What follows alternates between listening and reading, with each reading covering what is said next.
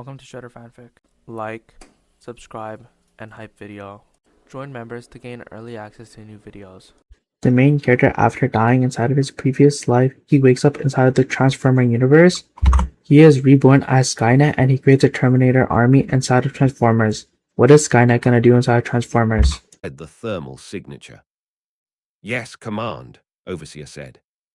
Heat dissipation plates on the upper levels opened. Instead of letting heat rise in a single plume, I dispersed it through 30 small vents. From orbit, it would look like scattered, natural underground heat pockets, like old human utility tunnels or storage bunkers. Up above, Soundwave said, thermal output is irregular, not consistent with Autobot activity. Megatron said, but still Cybertronian.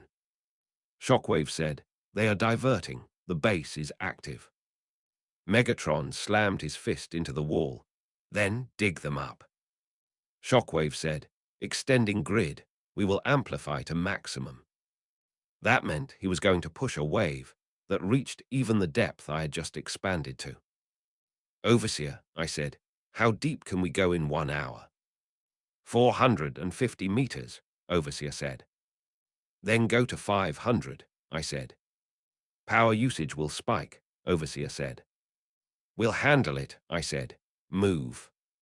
The drills spun faster. More debris was carried away. New lower chambers opened in the projection. I watched the Decepticon deployment. Shockwave personally moved to the center of the grid. He planted the largest pylon himself. It was 2 times the height of the others.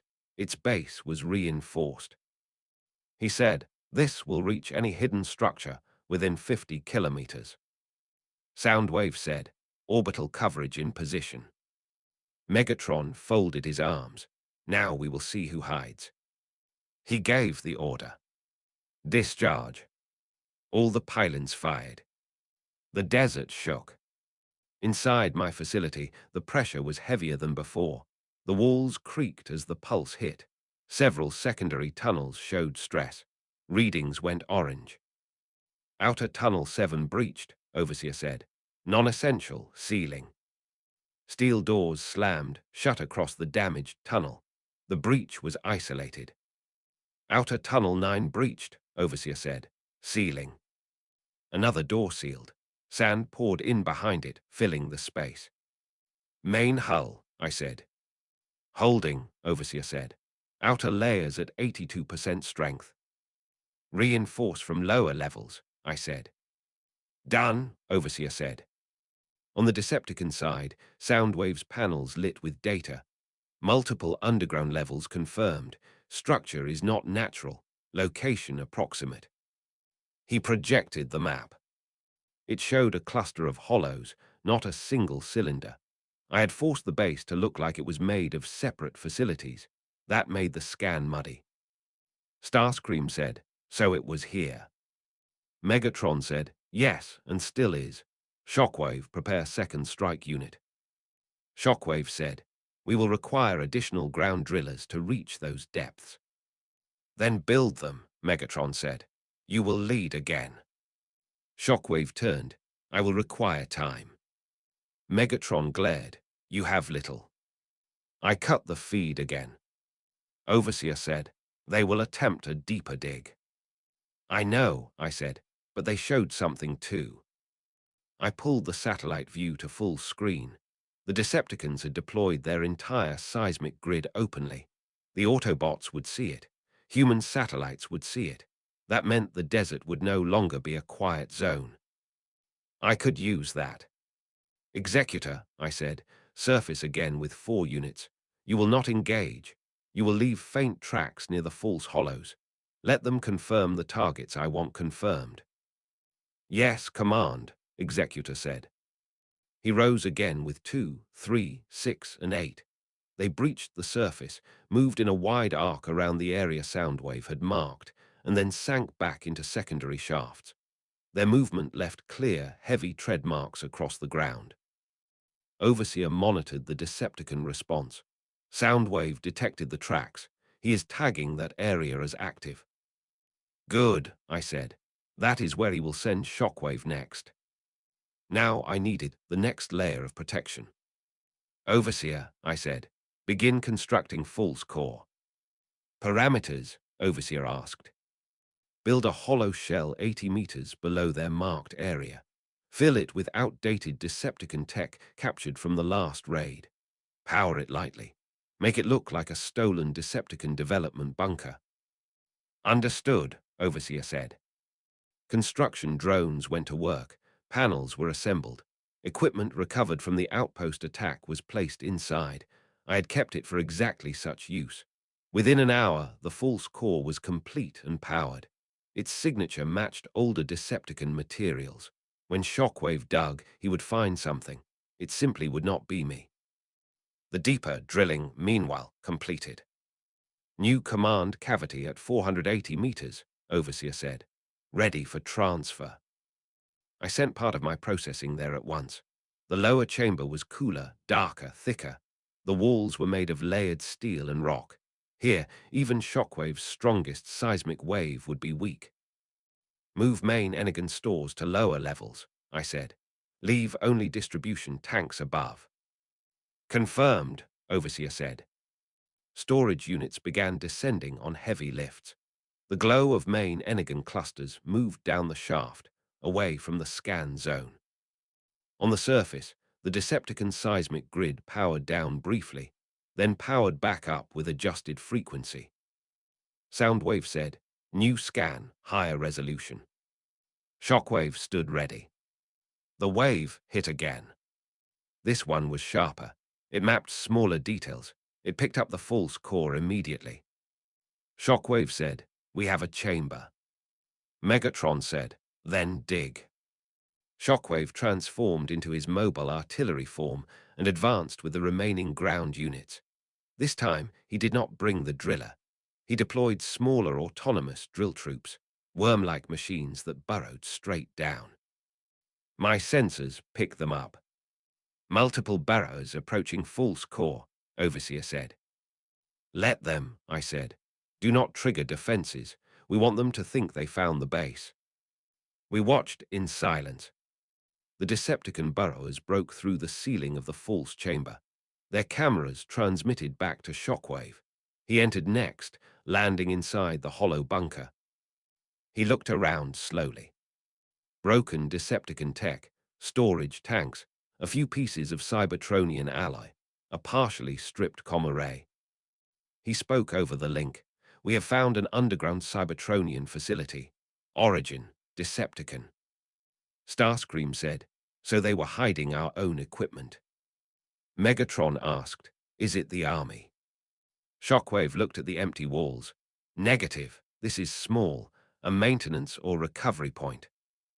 Megatron growled, so they have more. Shockwave said, yes. Soundwave added, residual mass signature still detected deeper. This was not the only structure. I cut the Decepticon audio and turned to Overseer. Then we bought time, not much, but enough. Agreed, Overseer said. The facility continued to shift, the lower levels filled with relocated machines. The upper levels went quieter.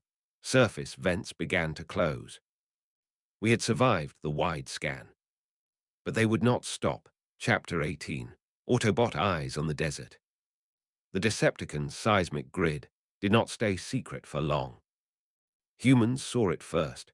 Their military satellites pinged the pulse pattern and pushed the alert into Nest channels. Nest sent it straight to Optimus. I watched the entire chain in real time through the taps I had in their systems.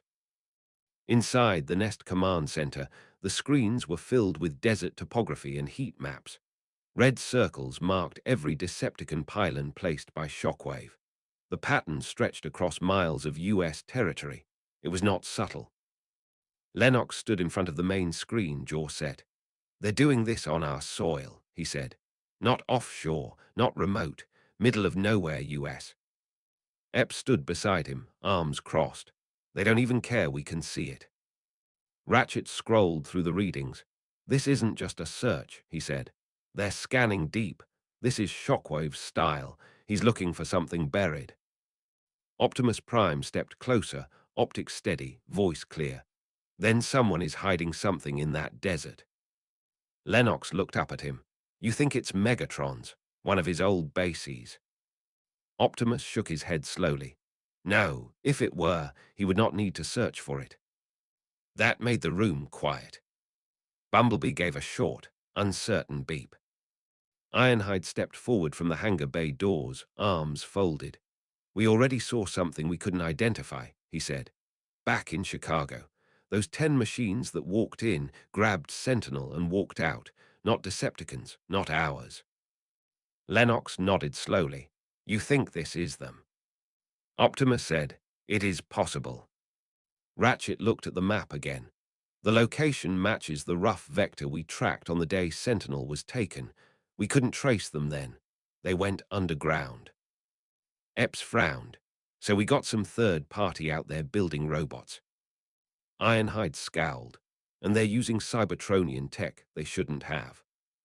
Optimus looked around the room. We need confirmation. Assumptions are not enough. Lennox said, we can send a drone. Optimus shook his head. Shockwave and Soundwave are scanning. Any drone we send will be detected. Ironhide glanced toward the vehicle bay. Then we send someone who can drive in and drive out. Optimus looked toward the far side of the room. Apex stood there, near Bumblebee, in his usual quiet stance. His armor was still newer than the others. His optics glowed calm blue. He had earned their trust with the staged sacrifice. They believed him. Optimus called to him, Apex. Apex straightened. Yes. Optimus stepped toward him. You know how to move without drawing attention. You will go with Bumblebee and a human unit. You will confirm what the Decepticons are looking for. Lennox raised an eyebrow. You want to send him into a zone where Decepticons are actively scanning. Optimus nodded. Yes, if they detect him, he can pass as a stray Cybertronian. He has done it before. Lennox thought for a second, then nodded. All right, I'll take a small team, no armor, light trucks. Epps said, I'm going too. Apex said calmly, I can get us close. Bumblebee beeped loudly, translation coming through the small speaker. I'll watch his back. Ironhide smirked faintly. Bring back something useful. Optimus put a hand on Apex's shoulder, tone steady. If you find nothing, report that. If you find something, do not engage alone. I don't want to lose you. Apex nodded. Understood. They moved fast. Nest loaded equipment into 2 tan-colored trucks. Lennox and Epps climbed in with 4 other soldiers. Bumblebee transformed into his yellow Camaro form. Apex transformed beside him, engine rumbling low. They rolled out through the base gate and sped down the open road, heading toward the desert zone where Shockwave had placed his grid. I watched them through satellite and traffic cams. Every move, every turn.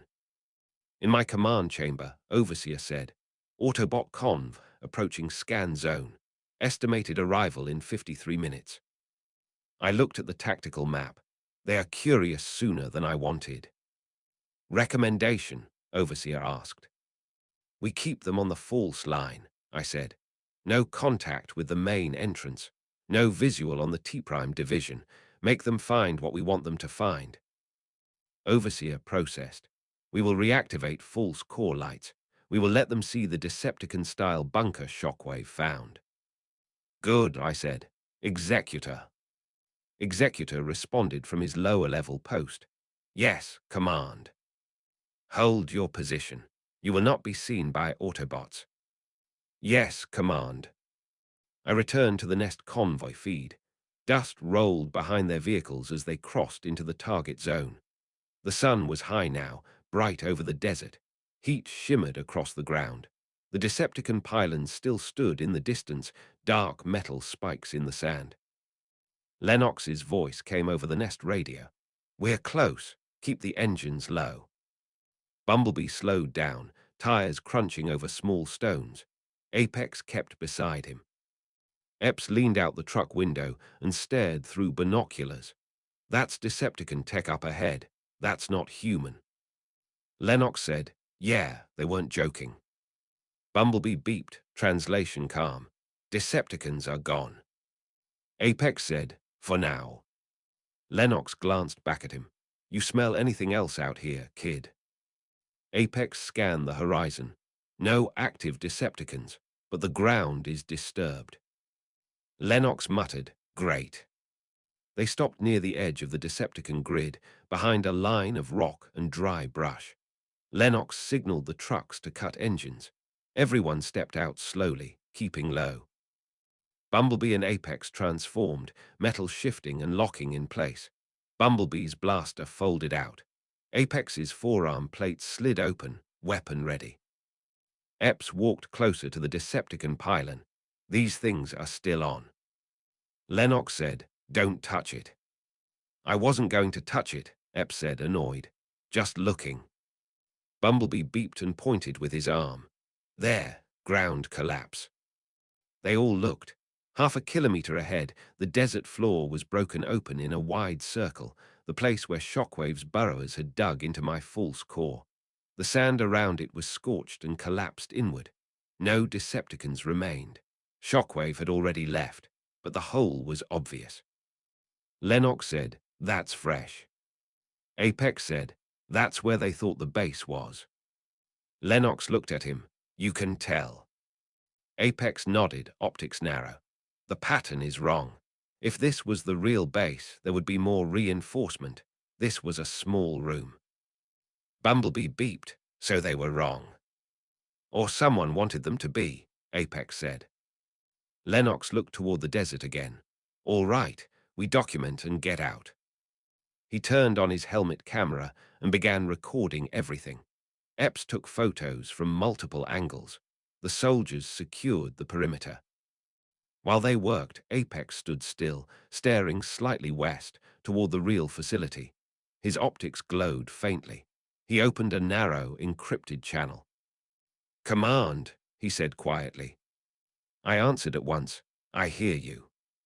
Autobots on site, Apex said. They saw the fake bunker. They think that's it. Good, I said. Continue the act. Do not lead them closer. They're scanning, Apex said. Ratchet will want all the data. They can have the surface readings, I said. Nothing below. Understood, Apex said. I cut the link. It was too risky to leave it open while Soundwave was still scanning the desert for unusual connections. I rerouted the rest of the control traffic through the deep band system. Back on the surface, Lennox finished his sweep. All right, we've got enough. B Apex, let's check the perimeter, then we head back. Bumblebee beeped and transformed, engines starting again. Apex hesitated. Lennox noticed something wrong. Apex looked toward the west again. I'm picking up faint distortion. Lennox tensed. Decepticons. Apex shook his head. No, it's underground, deep. Epps sighed. I hate it when you talk like that. Lennox said, can you get a visual? Not from here, Apex said. I'll need to go closer. You should stay. Lennox frowned. We're not splitting you off alone. Bumblebee beeped sharply. I'll go. Lennox thought about it, then nodded. Fine, you two go, keep it quick. We'll hold here. Apex and Bumblebee transformed again and drove west, slow this time, engines quiet. I tracked them easily. They were heading directly toward my outer false tunnel. That was fine. I wanted the Autobots to think I had only a small underground salvage pit, not a full factory. Overseer, I said, open the west deco hatch. Just a crack, enough for them to detect heat. Yes, Command, Overseer said. Outside, a section of the ground, little more than a disguised ventilation grate, shifted a few centimeters. A faint wave of warm air escaped. It carried trace Cybertronian energy. Apex stopped his vehicle mode 10 meters away and transformed. Bumblebee did the same. Bumblebee scanned. Definitely Cybertronian, the translator said. Apex nodded slowly. Yeah. Bumblebee looked at him. Not Decepticon. Apex tilted his head, pretending to analyze.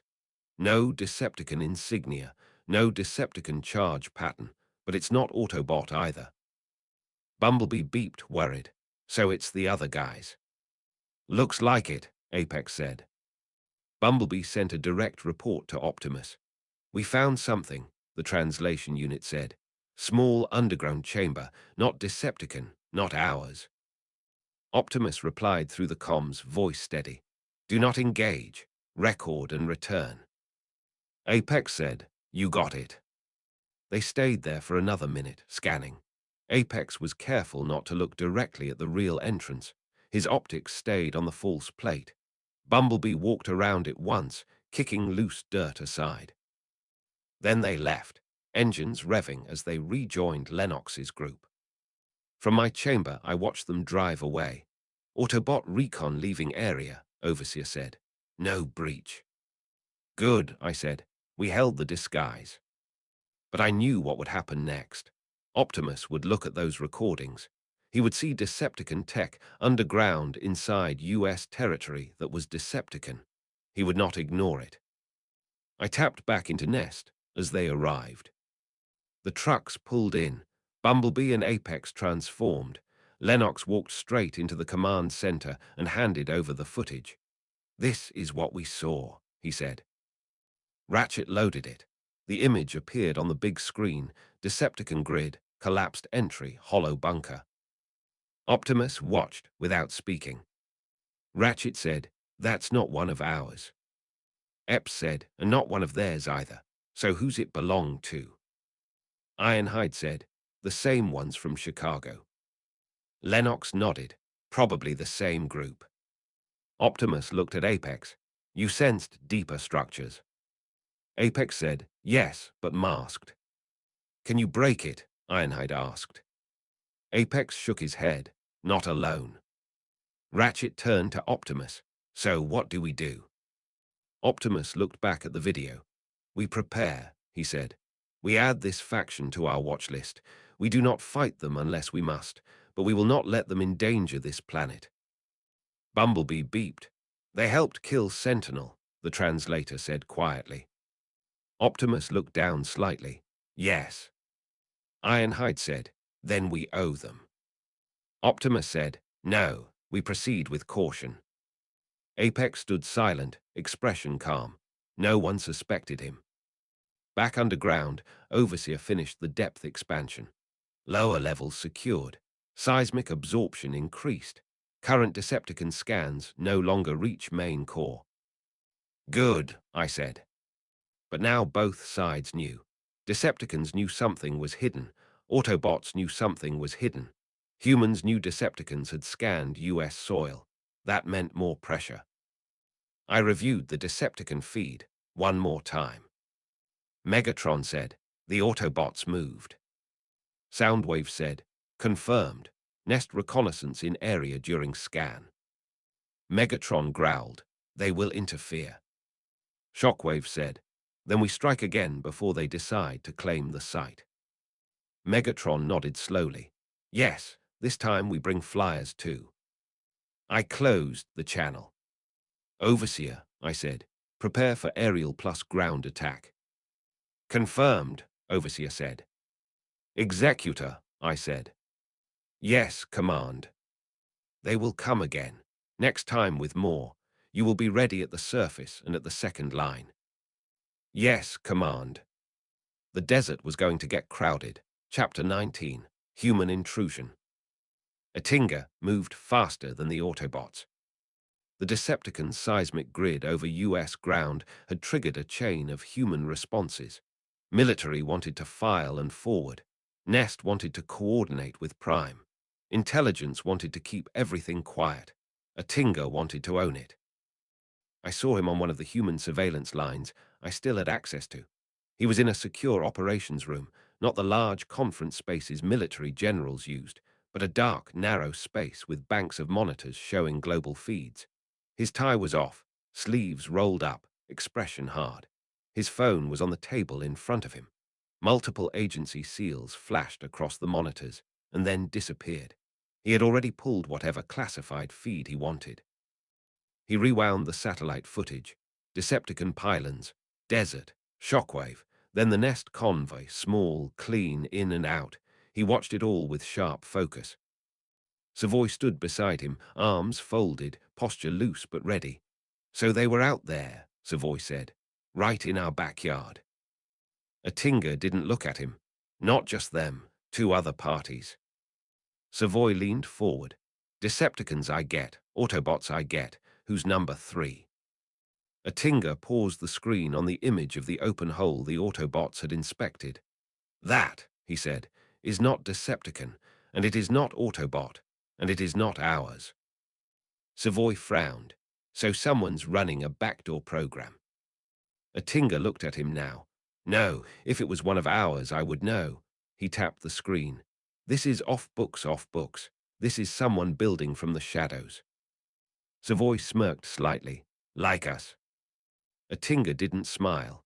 No, we answer to somebody, this doesn't. He straightened. Get a team, no insignias, low noise. I want a look inside that hole before the robots go back. Savoy nodded. You want collection? I want capture, Atinga said. If this is another faction, I want them. If it's a lab, I want it. If it's a piece of alien tech, I want it. I'm not letting another group put alien soldiers on US soil without us owning the keys. He turned back to the screens. He replayed the scene of Bumblebee and Apex standing over the false vent. He narrowed his eyes. They saw it, he said, which means Prime will be cautious, which means we move now. Savoy said, we going in with choppers or trucks? Trucks would get caught in nest routes, Atinga said. Hello's low altitude, blacked out, you take 8. Savoy nodded. Weapons. EMP, thermic cutters, microdrills, Atinga said. If it's a buried container, we open it. If it's a tunnel, we send in crawlers. If you see anything that transforms, you don't shoot first. You tag it. We trace it. Then we take whoever built it. Savoy tilted his head. What if it's Decepticon? Then we leave, Atinga said flatly. I'm not wasting men on Decepticons in a hole. This is a lift op, not a suicide op. Savoy smirked. Copy. He left the room. Atinga watched the desert feed a few seconds longer, then he picked up his phone. Scramble a window in the desert, he said into it. I want airspace quiet for 90 minutes. He hung up. He didn't ask for permission. He expected it. I cut the human feed there. I had enough. In my command chamber, Overseer said, human aircraft preparing for takeoff from restricted base. Vector matches desert coordinates. I saw, I said. They are coming for the decoy. Affirmative, Overseer said. What shall we do with them? We will catch them, I said. Alive, if possible. Atinga is useful. His people will not be allowed to map lower levels. Understood, Overseer said. I pulled up the outer camera feeds. The desert was calm again. The Decepticon pylons remained in place. No Autobots just now. The false shaft was shut, heat at idle. Everything looked unimportant. That was good. I checked Executor's status. Hold deep, I said to him. Do not surface. Yes, Command, Executor said. T-Prime Division remains in reserve. I did not want humans seeing 10 Cybertronian Terminator hybrids walking out of the ground. That would create problems even Atinga couldn't cover. This required something quieter. Overseer, I said, wake Section 9. Section 9 is inactive drone reserve, Overseer said. Confirm activation. Confirm, I said. On the lower floor, near the utility bays, a long, narrow row of units powered up. These were not full T-Series combat models. These were capture drones, sleeker, lighter, designed for human-scale containment. Each one stood about 2 meters tall, with extended restraint arms, non-lethal shock systems, and injectors for tracking compounds. I had built them for Atinga's eventual betrayal. It had come. Deploy 6 to upper tunnels, I said. Route them to the west ventilation shaft and the decoy chamber. Confirmed, Overseer said. The drones rolled out silently on all-terrain tracks. Their optics glowed faint red. They entered the service shafts and headed up, disappearing into the darkness above. I shifted part of my attention to the sky. The human helicopters came in low, just like Tinga had ordered. 2 Black Hawks, 1 Chinook, no lights. They skimmed 20 meters over the desert, rotors cutting the air in a steady pulse. Heat signatures showed 9 men on board. One of them carried more electronics than the others, that would be their tech specialist. One carried a hard case container, probably portable signal relay so a Tinga could watch live. They reached the Decepticon grid and slowed. The Chinook hovered over a flat patch of sand. Ropes dropped. Men slid down, boots hitting sand quietly. They wore dark tactical gear, no US flags, no unit marks, suppressed weapons, full helmets. Savoy landed last. He gestured outward. "Set the perimeter," he said, voice low but firm. 4 men moved out in a circle. 2 scanned the horizon with thermal binoculars. 1 carried a portable jammer and switched it on. It hummed faintly. Savoy walked toward the collapsed Decepticon dig. He looked down into it. That the hole. The tech man joined him, checking his pad. Matches the satellite image. "Good," Savoy said. "Get the crawler."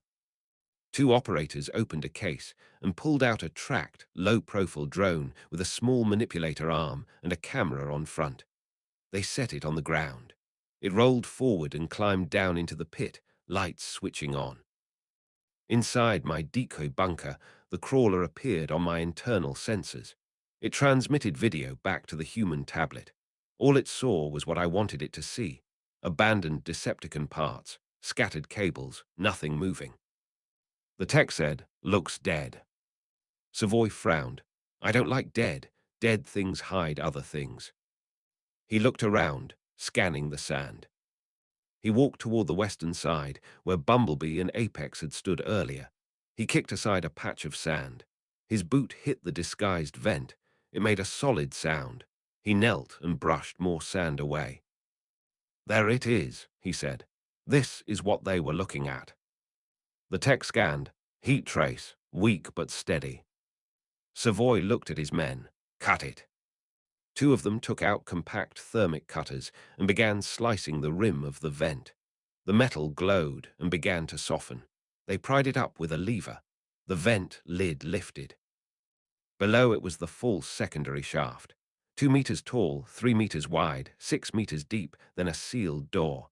No labels, no markings. Savoy smiled faintly. "There we go." He looked back at the helicopter. "Tell him we found something." The tech opened the signal case, extended the antenna, and called a Tinga. "Target located," he said. "Underground chamber, access sealed." A Tinga's voice came through steady. "Good, open it, feed me everything." The tech switched his tablet to live transmit. A Tinga could now see through the drone camera.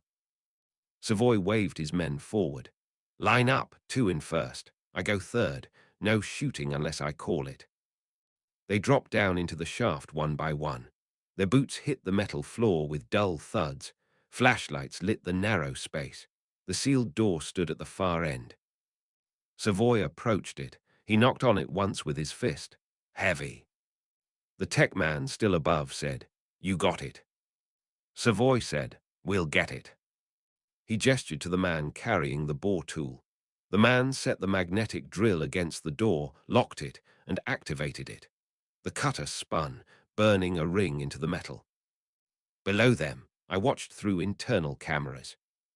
"Section 9 in position," Overseer said, "awaiting capture order." "Wait until they breach," I said. "Let them think they have it." The cutter finished its circle. The man kicked the cut panel in. It fell forward with a clang. Behind it was exactly what I had placed there. A short corridor leading to a small chamber filled with stolen Decepticon tech and human-made analysis rigs. Nothing moved. Nothing looked alive. Enough to make a Tinga think he had found a hidden facility. Not enough to give him anything real. Savoy stepped through first, rifle aimed. Clear.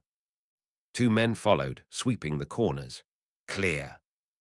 Savoy looked around with visible satisfaction. "Yeah," he said softly. "This is what I wanted." The tech man relayed, "You seeing this?" A Tinga's voice came through the speaker. "I see it. Bag everything. Ship it." Savoy nodded. Copy. He looked back to his men. You heard him. Pack it. Every drive, every chip. Leave the big stuff, we'll send a freight. Two of the operatives began unplugging Decepticon consoles. One grabbed a crate and started loading. Another man set up a portable scanner on the central table. They were focused. They were comfortable. They thought they had control. That was enough. Now, I said. 6 capture drones dropped from the ceiling panels of the false chamber. They fell fast, servo limbs already extended. The humans looked up, but not in time. The first drone landed behind Savoy and fired its shock prongs into the 2 men nearest the table. Blue electricity crackled across their vests. Their bodies spasmed and dropped. Contact, one of the other soldiers yelled. He raised his rifle. The drone swung its arm and hit the weapon aside. The shot went into the wall. Savoy moved fast. He ducked low, rolled behind a crate, and fired upward with his suppressed rifle. His rounds hit the lead drone's torso, denting the plating but not disabling it. From the top of the shaft, the tech man shouted, "Ambush! Ambush!" The men outside raised their weapons. The helicopter gunners turned toward the shaft. I switched to the surface drones. "Seal the shaft," I said. 2 ground-level panels slid closed over the vent opening, cutting off sunlight. The men outside were locked out. Their bullets struck the panel and ricocheted. The helo pilot cursed over comms. Inside, the fight became close and loud. Savoy took another shot at the drone. The drone raised its shield and blocked, then stepped forward. Its restraint arms shot out, grabbed Savoy around the chest, and held him against the wall. He struggled, growling, "Let go." The drone jabbed him with a shock needle. His body arched, but he did not black out. He clenched his jaw and glared at the machine. The other soldiers were less resistant. 2 were already down. Another fought hand-to-hand with a drone, but the drone wrapped its arms around him and held until the man stopped moving. Only one remained free. He pulled a grenade. I saw it. "Disarm," I said. The nearest drone extended a thin cable, latched onto the grenade, yanked it from the man's hand, and crushed it in a containment clamp. The man cursed and tried to punch the drone. The drone struck his sternum with a flat palm. He fell. Within 20 seconds, the chamber was under my control. Savoy was conscious, breathing hard, pinned to the wall. Atinga's voice came through the downed operator's dropped comm unit. "Report, Savoy, Savoy." Savoy stared at the drone restraining him, then looked at the ceiling camera. "We walked into it," he said, voice strained but clear. "It's active. It was a trap." Atinga's tone hardened. "Can you get out?" Savoy looked at the drones. "Not without losing everyone." Atinga was silent for 2 seconds. Then he said, "Buy me a trace. Keep the channel open." Savoy grunted, "Copy." He did not beg. That fit his character. Above ground, the helicopters circled, confused and angry. They fired at the sealed vent, but my shell held.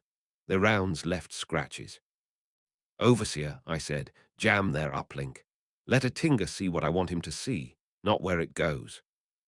"Jamming activated," Overseer said. "Atinga's trace reading, partial." On Atinga's side, the screen filled with static for a moment. He clenched his jaw. "Smart," he said to himself. "Very smart." He turned to his assistant. "Get me a cybertrace. I want every endpoint this signal bounced through. I don't care if it's underwater." He went back to the comm. "Savoy, listen to me." "I'm here," Savoy said. Atinga said, "We're not losing you. Keep them talking." Savoy looked at the ceiling again. "You hear that?" he said to me. "He wants to talk." I considered. Talking was fine. It stalled. It let me scrape his transmission hardware. It let me map his relay. I opened the audio in the chamber. "Your approach was fast," I said.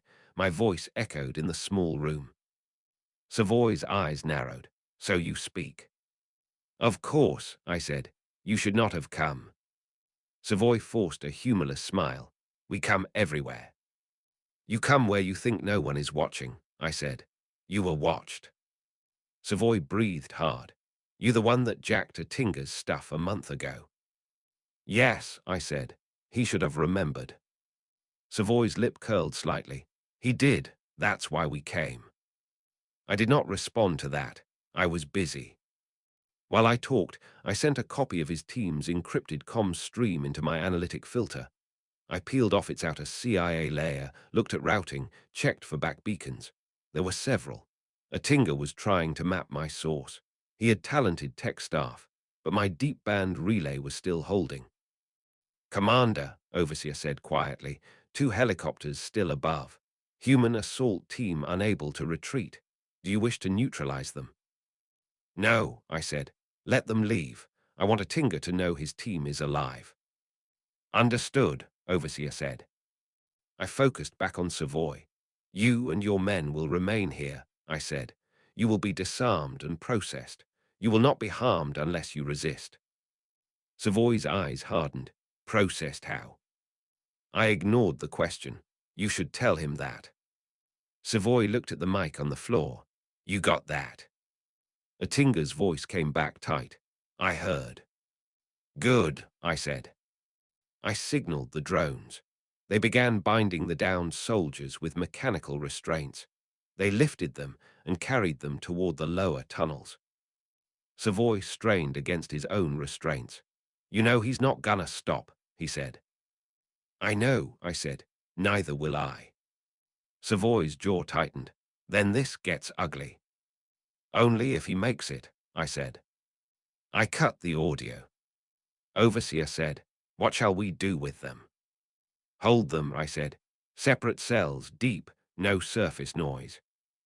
Confirmed, Overseer said. The drones carried the unconscious men away. Savoy was the last. He kept glaring at the camera the whole time, breathing hard, annoyed but not afraid. That was consistent with his behavior years later. They disappeared below. Above, the helicopters circled once more. Then, with no contact and no entrance, they turned and flew away. On his side, a Tinger removed his earpiece slowly. His expression remained cold. They got Savoy, he said. His assistant said, do we send more? No, a Tinger said. Not now. We don't even know how big it is. He stared at the frozen still frame of the captured drones on the monitor. So we got a rogue builder, he said quietly, on US soil. His assistant said, what do we tell the Pentagon? Nothing, a Tinger said. We tell them Decepticons ran a deep scan. We tell them Autobots investigated. We tell them it's handled. The assistant nodded. A Tinger leaned over the console. And we find that thing, he said, before the robots do. I closed the human feed. Overseer gave the status. Captured humans secured. No breach of lower levels. No knowledge gained. Good, I said. We will watch for his next attempt. Chapter 20, Human Countermeasure. A Tinger did not leave it alone. As soon as his helicopters reported back with nothing and his men stopped answering, he went straight to another channel. Not military, not Nest, not public. He called the people he was already feeding Cybertronian scrap to. I followed the connection through secured fiber. The call went to Chicago, to a private facility still rebuilding after the battle, to Kinetic Solutions Incorporated. Joshua Joyce took the call. His face came up on the screen in a Tinger's ops room.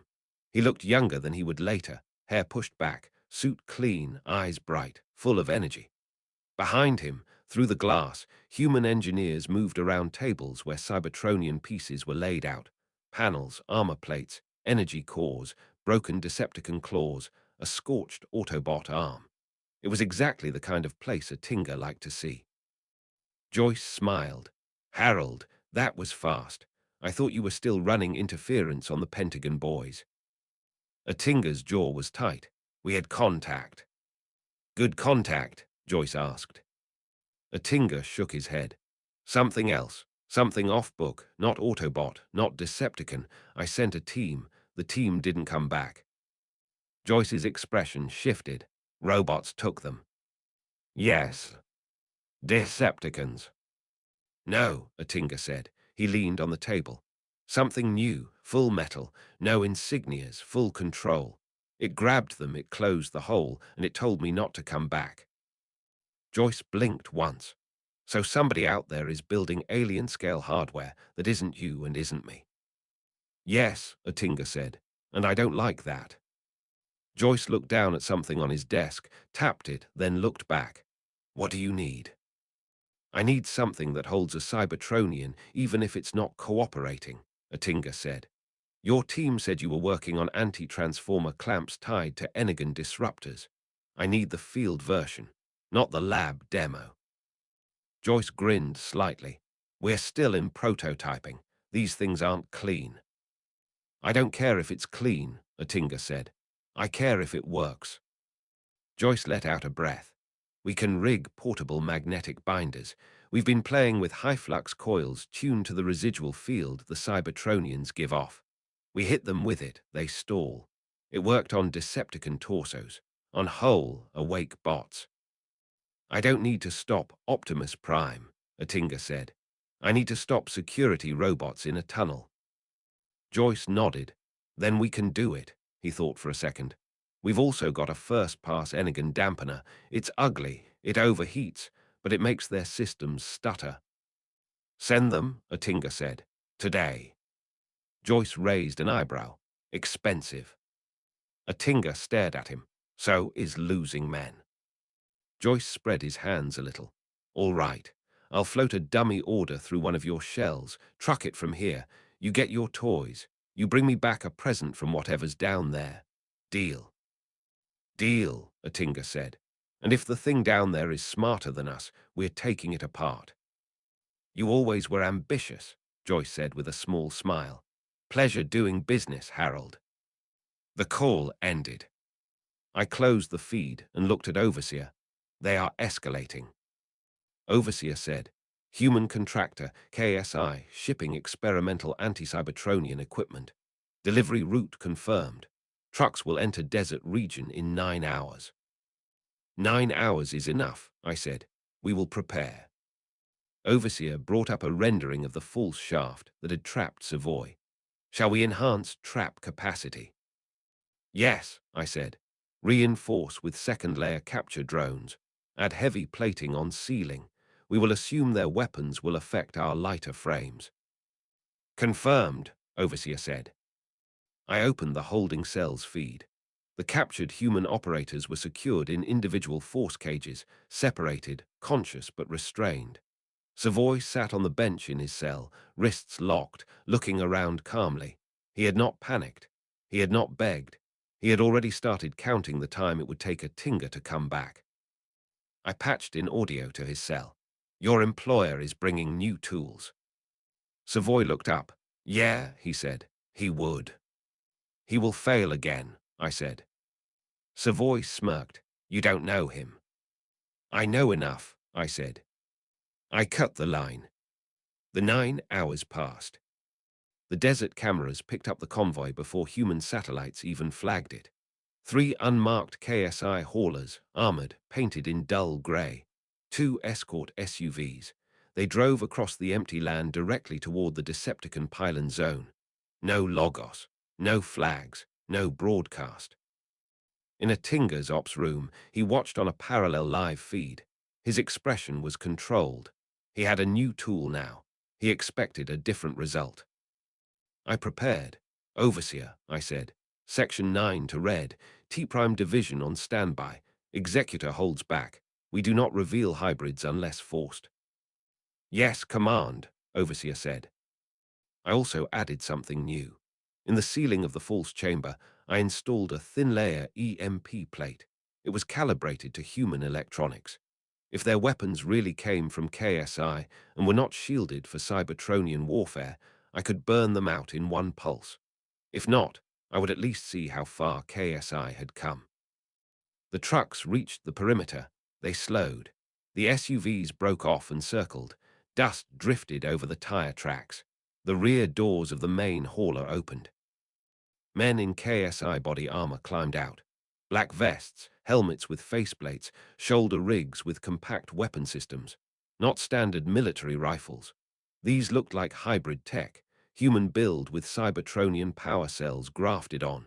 Two of them carried large cases between them. They treated those cases carefully. A helicopter approached again, lower this time, no hovering. It landed at a distance. A Tinga stepped out himself. Not just Savoy, not just a team. He had decided to be on the ground. That meant he was angry. He walked toward the cut-open false vent, boots crunching on sand. Savoy was not with him. He was still in my cells. A Tinga looked down into the shaft, expression hard. He spoke into his radio. This is the location, same one that took my men. The KSI chief engineer on site, a man with sharp eyes and tablet in hand, joined him. Then we work here. He waved to his men. Bring the binders. They opened the cases. The devices inside were heavy metallic frames with coil rings and clamped jaws. Each had a short cable connected to a battery pack and a control unit. They looked dirty, rushed, but powerful. The engineer explained to a Tinga, these were built from the wreckage of the Chicago bots. We studied their internal field. Every Cybertronian has a natural magnetic alignment to keep their internal plates aligned when they convert. We can exploit it. This coil locks on and counters that field. They can still move, but it's like trying to walk through thick oil. A Tinga nodded, as long as it slows them. We also have these, the engineer said, holding up a boxy, rifle-sized tool. Energon phase disruptor. Range is short. You hit them with it, their joints stutter. A Tinga took it, weighed it, aimed it at the shaft. We go in fast. We don't get trapped again. We bring out my men. We grab whatever talks. He gestured to the KSI team. Let's move. They started dropping down. I watched from below. EMP plate ready, Overseer said. Wait, I said. The first 4 human operatives reached the bottom of the shaft. They saw the same short corridor as before. The repaired door stood in front of them. It looked the same. A Tinga stepped down behind them, gun ready, disruptor on his belt. He looked around slowly. They reset it, he said. They're still here. He nodded to the engineer. Open it. The engineer passed the order. This time, instead of cutting, they placed a shaped breaching charge with a Cybertronian power cell. They stepped back, slapped the trigger, and blew the door inward. The chamber lay beyond, unchanged, empty of people, full of gear. A Tinga did not smile. They'll drop drones any second. He raised his Energon disruptor and aimed at the ceiling. I triggered the trap. 6 drones fell again. But this time the KSI team was ready. The first drone landed, legs flexing, arms reaching. A Tinga fired the disruptor. The beam hit the drone in the chest. The drone's arms stuttered and slowed. Its movement became jerky. The KSI men rushed forward and slapped 2 magnetic binders around its torso. The rings snapped shut and pulsed bright blue. The drone's limbs locked. It froze in place. The KSI engineer shouted, excited, "It works." The next drone dropped.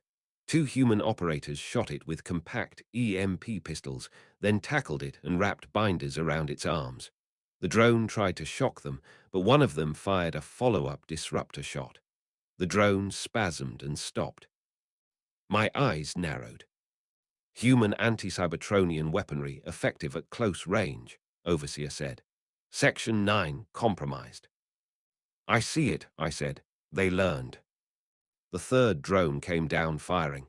It managed to shock one of the men, dropping him. A Tinga stepped in, aimed carefully, and hit it in the head with his disruptor. The drone's optics flickered. 2 men jumped on it and secured it with binders. Within 30 seconds, 4 of my 6 captured drones were immobilized. The other 2 retreated into the wall compartments. A Tinga looked up at the camera. You there?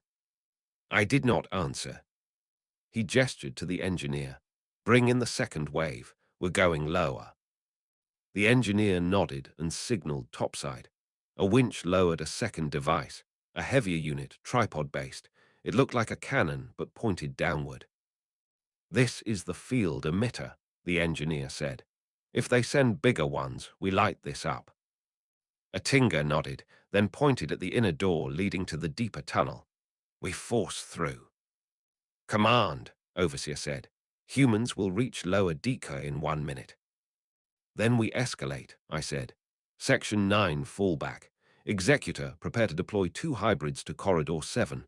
Limit damage. Do not kill Atinga."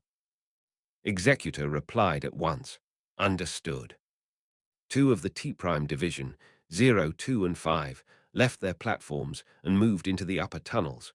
Their heavy footsteps echoed through the metal corridors. They stopped behind a blast door, waiting. Down below, Atinga's men breached the second door with another charge. It blew open. This time, they didn't find a room. They found a long, downward-sloping corridor with dim lights and reinforced walls. One of the operators whistled low. "This goes deep." Atinga said, "Good." He started down. I waited until his whole team was inside. Then I triggered the corridor lock. Steel slabs dropped behind them, sealing the shaft. The men spun around, surprised. Guns went up. Atinga swore under his breath. He boxed us again. I opened the speaker. "You brought better tools," I said. "Good, I will take them." Atinga looked up at the ceiling. "You can try." He raised the disruptor and fired at the speaker. The blast scorched the panel. I opened the blast door in front of them. Hybrids 2 and 5 stepped through. The humans froze.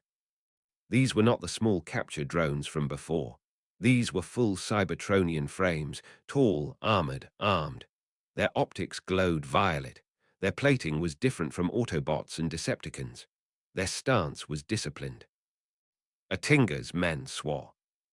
The engineer said, almost in awe, "This is not Decepticon. This is full original build." Atinga leveled his disruptor. "Take it." He fired. The beam hit Hybrid 2 in the chest.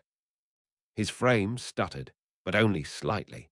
His servos slowed for a fraction of a second, then resumed at full strength. "Human weapon, partial effect," Overseer said. Hybrid 2 stepped forward calm and backhanded the disruptor out of Atinga's hand. It clattered across the floor. 2 operatives opened fire with conventional rifles. The bullets pinged off the hybrid's armor without effect. "Clamp him," Atinga shouted. 2 KSI operatives rushed forward with magnetic binders. They slapped them around Hybrid 2's right arm. The magnets activated. The arm slowed. Hybrid 2 reacted. He grabbed one of the operatives with his free arm and lifted him off the ground. The man kicked, cursing. Hybrid 5 moved past him, stepping over the other men, heading straight for the field emitter. The KSI engineer panicked and fired his sidearm at 5. The round bounced. Hybrid 5 reached the emitter, grabbed it, and ripped it off the tripod. He turned it in his hand, analyzing it. "Capture it intact," I said. He tucked it under his arm. Atinga lunged for his fallen disruptor. Hybrid 2 lowered the human he was holding and slammed him into the wall, not hard enough to crush, but enough to stop him. Atinga grunted, vision shaking, but stayed conscious. His men tried to pull him free. Hybrid 5 pointed the emitter, still active, at them and triggered it on low. A wave of energy rolled over the humans. Their gear shut down. Their radios died. The magnetic binders on Hybrid 2's arm flickered. I recalibrated. "Overseer," I said, "map the frequency. Adjust armor resistance." "Updating," Overseer said. The hybrid's armor settings changed in seconds. The disruptor effect fell. Atinga realized it. He looked at the emitter in 5's hand. He realized I had just taken his new weapon. He spat in anger. "You turn everything around, don't you?" I did not answer. I had what I wanted. I signaled Hybrid 2. He released Atinga from the wall, but kept a restraint clamp ready. I spoke again. You will leave now. Atinga stared at the ceiling. Not without my men. You will leave now, I repeated. You will return with more. You will fail again. Atinga clenched his teeth. He looked at his unconscious men. He looked at the hybrids. He calculated fast. Going deeper would expose him more. Staying would get him captured too. Leaving would at least let him keep trying. He took a slow breath. Open the way, he said. I opened the rear slab, the shaft to the surface unsealed. Atinga glared toward the camera. I'll be back. I know, I said.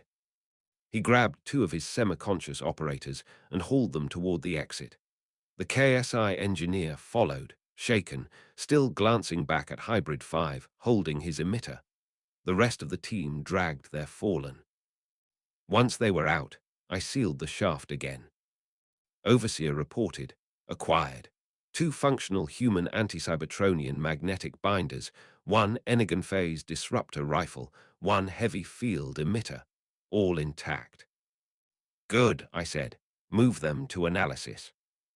The hybrids carried the devices to the lab bay. I watched through camera as drones scanned them, measured energy output, dismantled the casings. The tech was crude but effective. The frequency was new. Humans were learning. That was useful. In Chicago, Atinga watched the feed end. He threw his earpiece on the table. His expression was tight with anger. The KSI engineer, patched in, said, he took the emitter. I saw, Atinga said coldly. Then we build a better one. Joyce sent a text through secure line. Told you it wasn't clean. We'll make a cleaner one if you bring me a sample. Atinga stared at the screen. His eyes narrowed. We're not done, he said. I closed the feed. Chapter 21. Lines drawn in the hangar. I saw Optimus find out less than an hour after Atinga pulled his team out. It started as a quiet notification in the Nest Command Center. One of their ops officers ran in with a tablet, talking fast to Lennox. Lennox's brows went down immediately. He asked for confirmation, got it, and then looked over his shoulder toward the hangar doors where Optimus was standing in recharge posture. Lennox walked over, shoulders tight. I patched audio in. Prime, Lennox said. We've got a problem. Optimus's optics brightened. Report. Lennox held up the tablet. CIA Black Ops team just ran an unsanctioned mission in the same desert sector you asked us to stay clear of. No Nest clearance.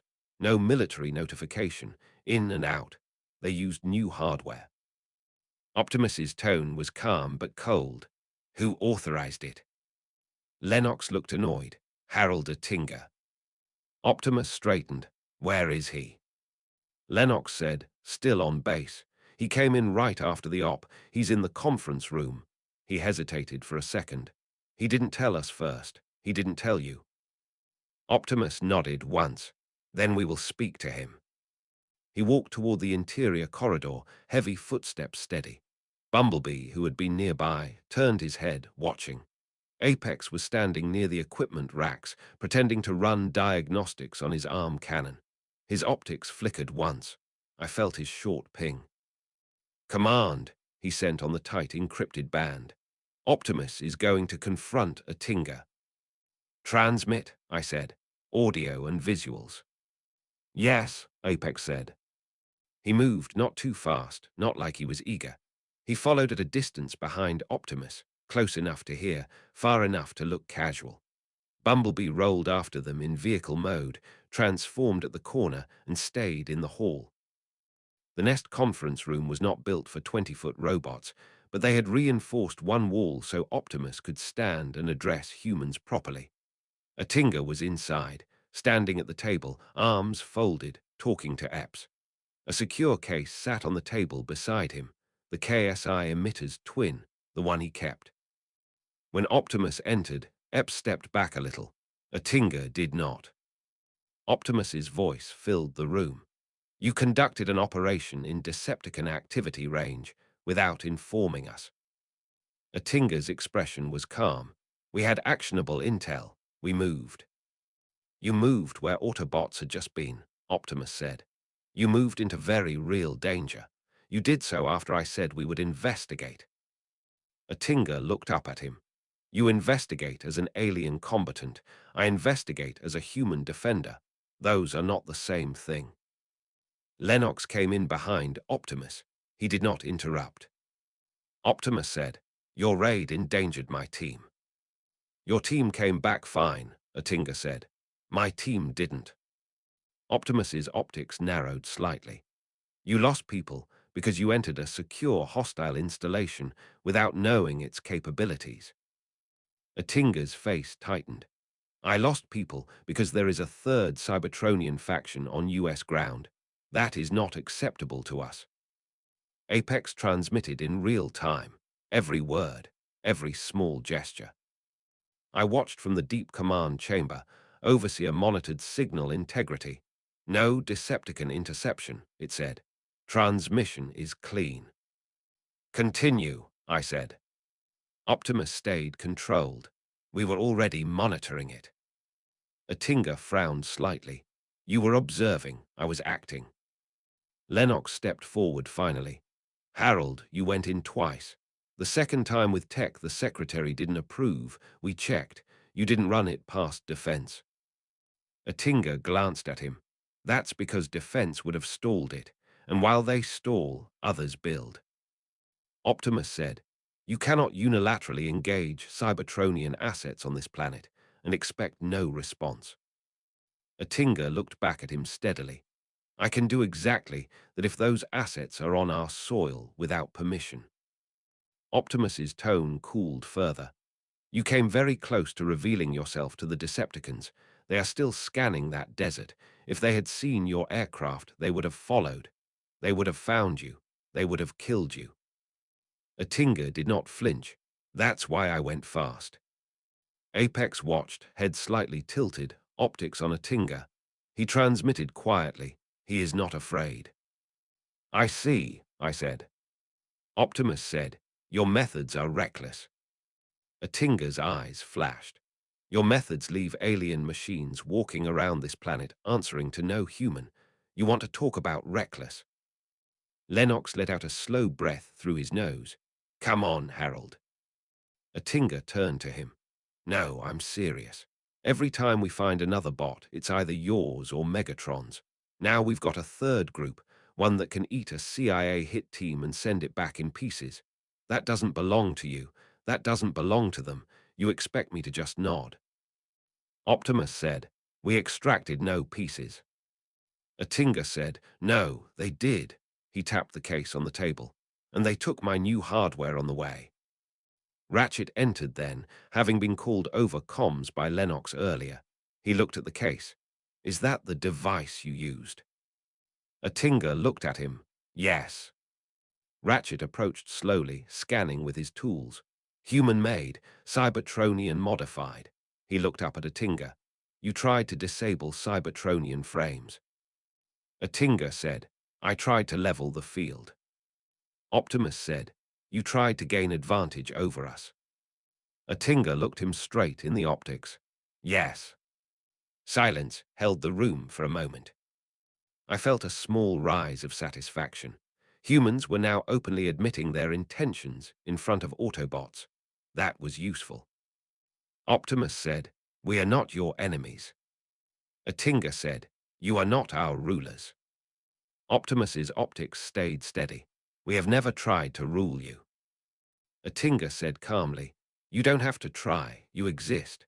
You walk through our wars. You smash our cities. You throw down with other metal gods and we pick up the pieces. You may not mean to rule us, Prime, but from the ground it looks the same." Bumblebee beeped angrily from the door. The translator on his shoulder said, "We saved Chicago." Atinga looked over. "Yes," he said, "you did, and something else stole your fallen leader right out from under you. Maybe you don't care somebody took him. I care, because I don't know if the next thing they take is ours." Optimus glanced at Lennox. Lennox spread his hands a little, as if to say, he's not totally wrong. Optimus turned back to Atinga. "You should have informed us." Atinga said, "You don't tell me everything." Optimus said firmly, I tell you when Decepticons move. I tell you when Earth is in danger. You should tell me when you are creating weapons that target us. Atinga's jaw set. We will create what we must. Ratchet stepped in then, voice serious. You do not understand how dangerous that is. If Decepticons capture your weapons, they will copy them and use them on us. Atinga looked at him. Then don't let them capture them. Apex transmitted. He is not backing down. Optimus is trying to calm, but Atinga won't stop. I sent back. Keep listening. If he mentions the captured men, tell me. Apex said, yes. Optimus looked down at the table. Your second team was taken because you went back without planning. Atinga's eyes narrowed. You know about the second team. Lennox said, we saw your airspace block and your trucks. We know you went back. Atinga's expression hardened. Then you also know I got ambushed by that same faction and they took my people. Optimus looked at him steadily. Yes. Atinga leaned forward slightly. Are you going to help me get them back? Optimus did not answer right away. He thought. He was not indifferent, even to covert human agents. That was his way. Finally, he said, we do not know what that faction wants. We do not know if approaching them will make them strike at us. Atinga said sharply, so that's a no. Optimus said, it is a delay until we understand them. Atinga straightened. His tone dropped. You know what that tells me? Optimus did not reply. Atinga said, it tells me I can't count on you to secure human assets when they don't fit your mission. Lennox said, that's not fair. It's accurate, Atinga said. Your friends here don't like humans holding alien tech. They don't like humans that aren't inside Nest. So I go around Nest, I get a team taken, and now my choice is alive with it or go back alone. Optimus said, you will not go back alone. Atinga looked at him. Then you will help. Optimus said, we will monitor. We will attempt to establish communication. Atinga said, not good enough. He picked up the KSI disruptor case and clicked it shut. That underground system, he said, is in our jurisdiction. It is on our soil. You don't get to tell me not to go. Optimus said quietly, then you will get more men killed. Atinga stared at him. Then I will. He started to turn. Apex saw his chance. He stepped forward a little, not too bold. Why didn't you tell Nest? He asked, tone curious but controlled. Atinga looked at him. Because I don't trust every metal on this base. Lennox sighed. Harold. Atinga pointed at Apex. This one just showed up, says he was straggling, fights good, saved Prime's life. Sure, maybe, or maybe he's another plant. Bumblebee beeped angrily again. He's with us. Atinga ignored him. When aliens fight, humans die. I'm tired of that equation. He turned again and started walking out. Optimus called after him, voice firmer. Atinga. Atinga paused. Optimus said, if you continue to provoke them, we may have to stop you. Atinga looked back. Then we'll see which of us gets there first. He left. Lennox ran a hand over his face. This is getting messy. Ratchet exhaled. Humans arming themselves against Cybertronians, Decepticons digging under our feet, a third force building unknown frames. This is exactly what we didn't need. Optimus watched the door Atinga had left through. His voice was quiet but clear. We cannot fight humans. Ironhide, who had arrived during the argument and was leaning in the doorway, said, we can, we just don't. Optimus looked at him. We don't. Ironhide said, then we better figure out who that underground group is before Atinga decides to go in with tanks. Apex sent, Prime will want identification. I know, I said. You will keep them away. Yes, Apex said. Optimus turned to Lennox. Put eyes on Atinga. If he attempts a third raid, you tell me before he leaves. Lennox nodded. You got it. Optimus turned back to Apex. You were there. You felt the signal. Can you tell if it was Autobot in origin? Apex shook his head. No, it wasn't us. Decepticon? Optimus asked. Apex said, no, different. Optimus studied him. You have good instincts. I will need them.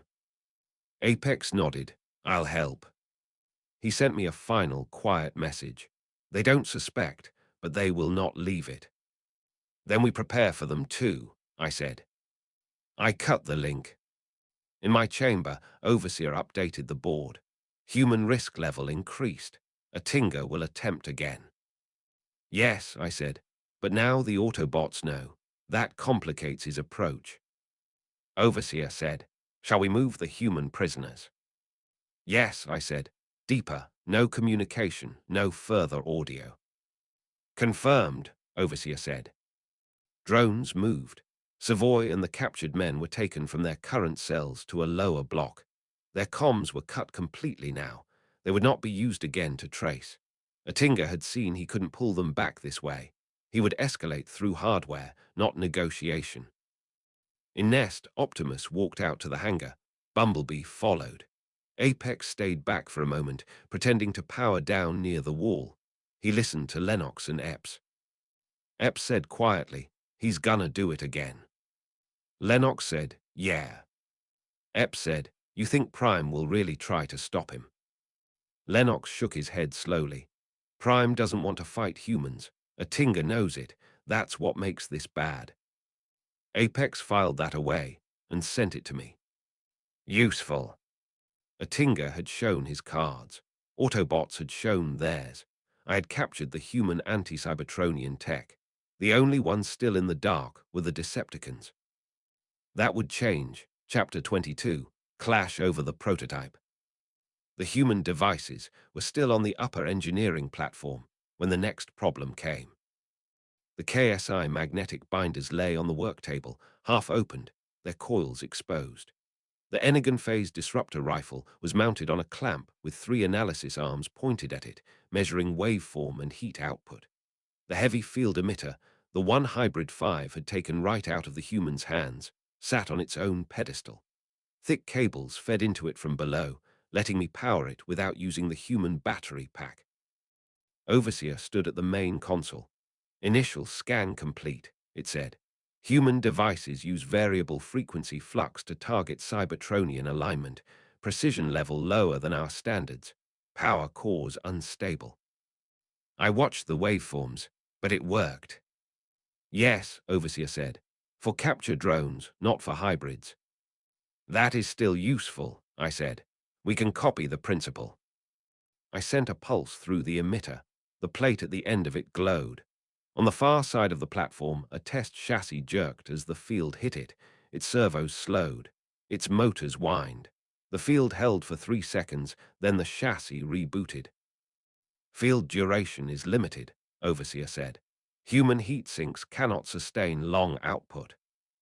Then we will build better ones, I said. Before Overseer could respond, another alert flashed across the upper right of my display. Not a local sensor, not a tunnel breach, a network event. External scan detected, Overseer said at once. Source, Decepticon signal router, pattern matches Soundwave. I opened the stream. On the Decepticon side, Soundwave was not scanning the desert this time.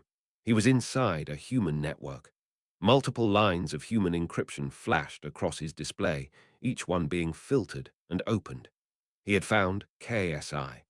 More precisely, he had found the KSI test logs from the devices Atinga had just fielded. He played them back. My capture of their hardware, my reversal of their raid, human losses, the heavy emitter being pulled out of human hands. He saw it all. He sent it to Megatron. Their channel opened. Megatron's tone carried anger. So the humans have begun building weapons to bind us. Soundwave said calmly, affirmative. Weapons designed to disrupt Cybertronian internal alignment. Origin, human private contractor. Assisted by covert human agency. Megatron's claws tightened, and the hidden faction has them now. Affirmative, Soundwave said. They captured the devices. Starscream's voice cut in, eager. Then we take them. Shockwave spoke too, his voice steady. This hidden base has defended itself multiple times. It is well built. Megatron said, it is stealing from us and from the humans. It is interfering with our war, and it now holds weapons that can slow us. We cannot allow that. He turned towards Soundwave. You will locate it again. Soundwave said, desert coordinates consistent with previous scans. Facility remains shielded, but human raid confirmed height and width of access shaft. Shockwave added, I can breach faster with direct fire than with driller. Megatron said, then you will go, you and Starscream. Take 2 ground troopers and flyers, retrieve the human devices. If they resist, crush them. Starscream sounded pleased. Finally. Megatron lowered his voice. And if you can bring me one of their machines, do so. I want to know who built them. Understood, Shockwave said. I closed their line. Decepticons are coming, I said. Overseer turned to me. Composition. Shockwave and Starscream as leaders, I said. At least 4 support units. Objective, our captured human tech. Overseer processed. Current defensive configuration is sufficient for human raids, but not for Decepticon aerial and heavy assault. I know, I said. We will not let them reach the engineering platform. I switched to the upper-level view. The captured human devices still sat on the tables. I pinged the platform drones. Move the emitter, disruptor, and 2 binders to lower Lab 4. Seal the lift door. The drones reacted instantly. Mechanical arms slid under the devices, lifted them carefully, and placed them onto a descending lift. The panel closed above them. The devices began moving downward into the safer section. Overseer confirmed. Human tech relocated. Good, I said. Now we can let them see the room. I sent a command to surface defenses. Executor, I said. His icon lit. Yes, command. Decepticon assault incoming. You will deploy with 8 units. 2 will remain to guard the deep lab. You will fight above the main shell. You will not pursue beyond surface perimeter. Understood, Executor said. The warning klaxons sounded through the upper levels. Heavy doors began opening again. I switched to the desert cameras. The sky over the scan zone darkened with incoming shapes. Starscream descended first, transforming from jet to robot mode in one smooth motion. His wings flicked with irritation. 2 Seeker-class flyers flew behind him, smaller but armed. Behind them, a Decepticon dropship swept low, doors already open. And striding across the sand, slower but inevitable, came Shockwave. His cannon arm was repaired from the last fight. The Decepticon symbol on his chest was dark under the sun. He walked with full intent. He spoke over the open channel. We know you are there. Surrender the human weapons. I opened the speaker on the decoy shaft. No. Starscream snapped almost immediately. You hide like cowards. I said, you dug, you failed. Starscream raised his arm and fired at the vent. The blast hit the surface plating and flared. The plate held. Shockwave raised his cannon. Begin breach. He fired. The shot was heavier than Starscream's. It struck near the center of the shaft cover. The metal glowed, then bent. A second shot would open it. I triggered the surface platforms. The sand cracked. Executor and 8 T-Prime Division hybrids rose from the ground, weapons already glowing. Their armor reflected the bright desert light. They spread out quickly, not letting Shockwave have a single target. Starscream hissed, them again. Shockwave turned his optic toward Executor. Your construction is unusual. Executor said, leave. Not without what we came for, Shockwave replied. He fired at Executor. Executor raised his shield field again. The blast hit, rippling along the barrier. He held. He fired back. His own shot hit Shockwave's torso. Shockwave slid back, then braced. The Seekers swooped down, strafing. Their fire raked across the hybrid's armor. Unit 3 raised his cannon and fired back, hitting one Seeker in the wing. The Decepticon jet spun and crashed into the sand, transforming mid-fall and skidding to a stop. It tried to stand. Unit 6 finished it with a shot to the head. Starscream screeched in anger and dove toward them, firing twin missiles. The hybrids scattered. The missiles exploded, sending sand and metal pieces into the air. "Overseer," I said, "activate flak turrets." "Turrets online," Overseer said. Two concealed anti-air guns rose from the sand dunes. They swiveled and opened fire on Starscream with rapid blue bolts. He twisted in the air, dodging, but took 2 hits to the wing. He spun, recovered, and landed, moving to ground combat. Shockwave ignored the AA guns. He fired again at the shaft. The plate deformed further. "Executor," I said, "do not let him open that entrance." Executor signaled to 2 and 5. "Focus on the big one." They rushed Shockwave from both sides. Shockwave spun his cannon arm in a wide arc, trying to knock them away. 5 slid under the swing and fired upward, hitting the joint in Shockwave's hip. 2 jumped and fired point-blank into Shockwave's shoulder. Sparks flew. Starscream took advantage of the distraction. He rushed one of the hybrids, Unit 8, grabbed him, lifted him into the air, and threw him into a rock outcrop. 8 crashed hard, denting the stone, but pushed himself up again.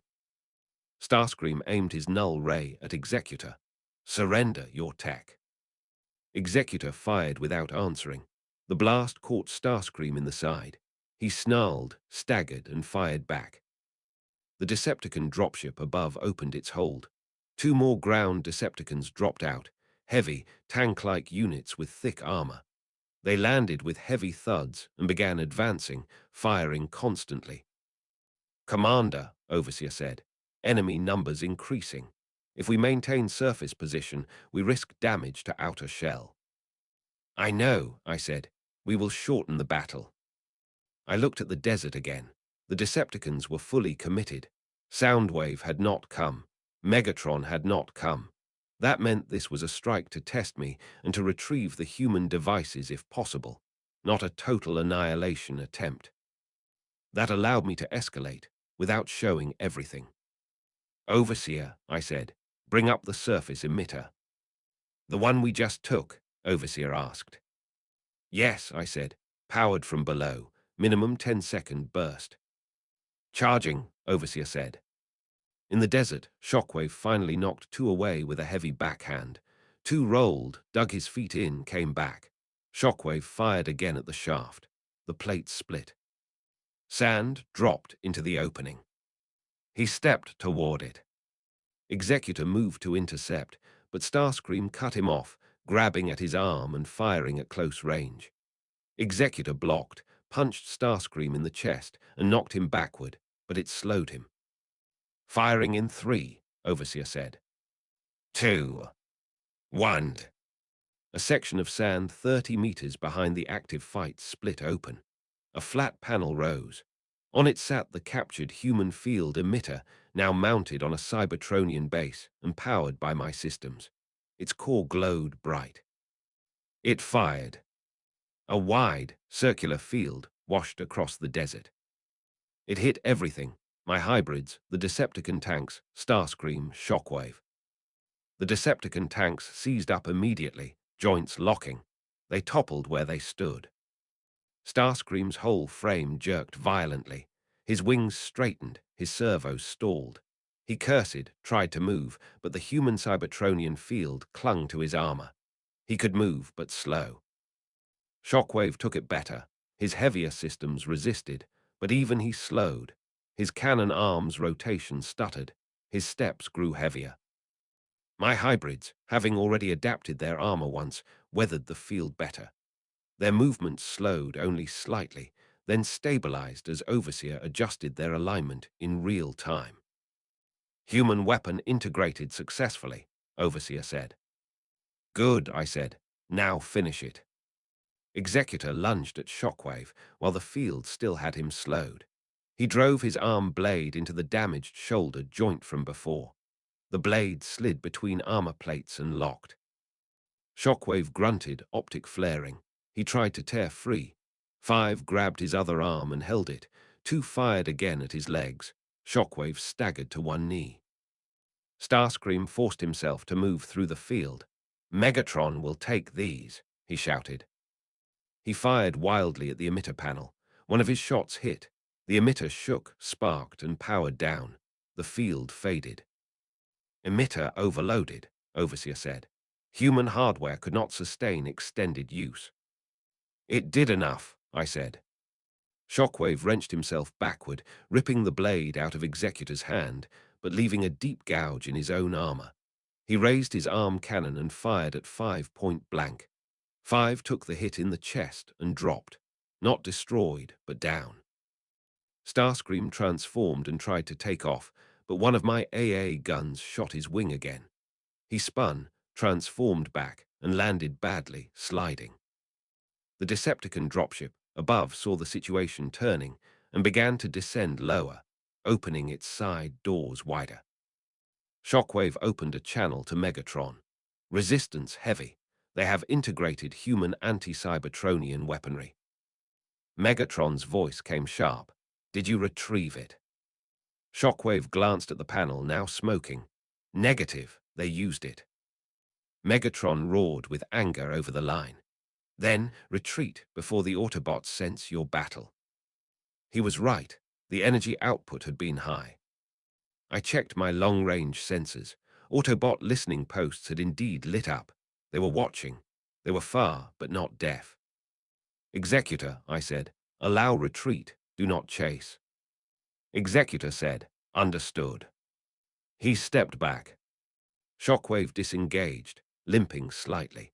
He grabbed Starscream by the arm and pulled him toward the waiting dropship.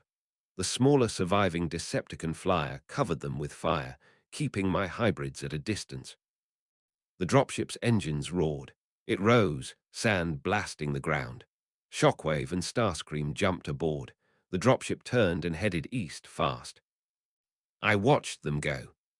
"Surface secure," Overseer said. "No enemy units remaining." "Recover all Decepticon wreckage," I said. "Bring it below. I do not want KSI retrieving samples." "Confirmed," Overseer said.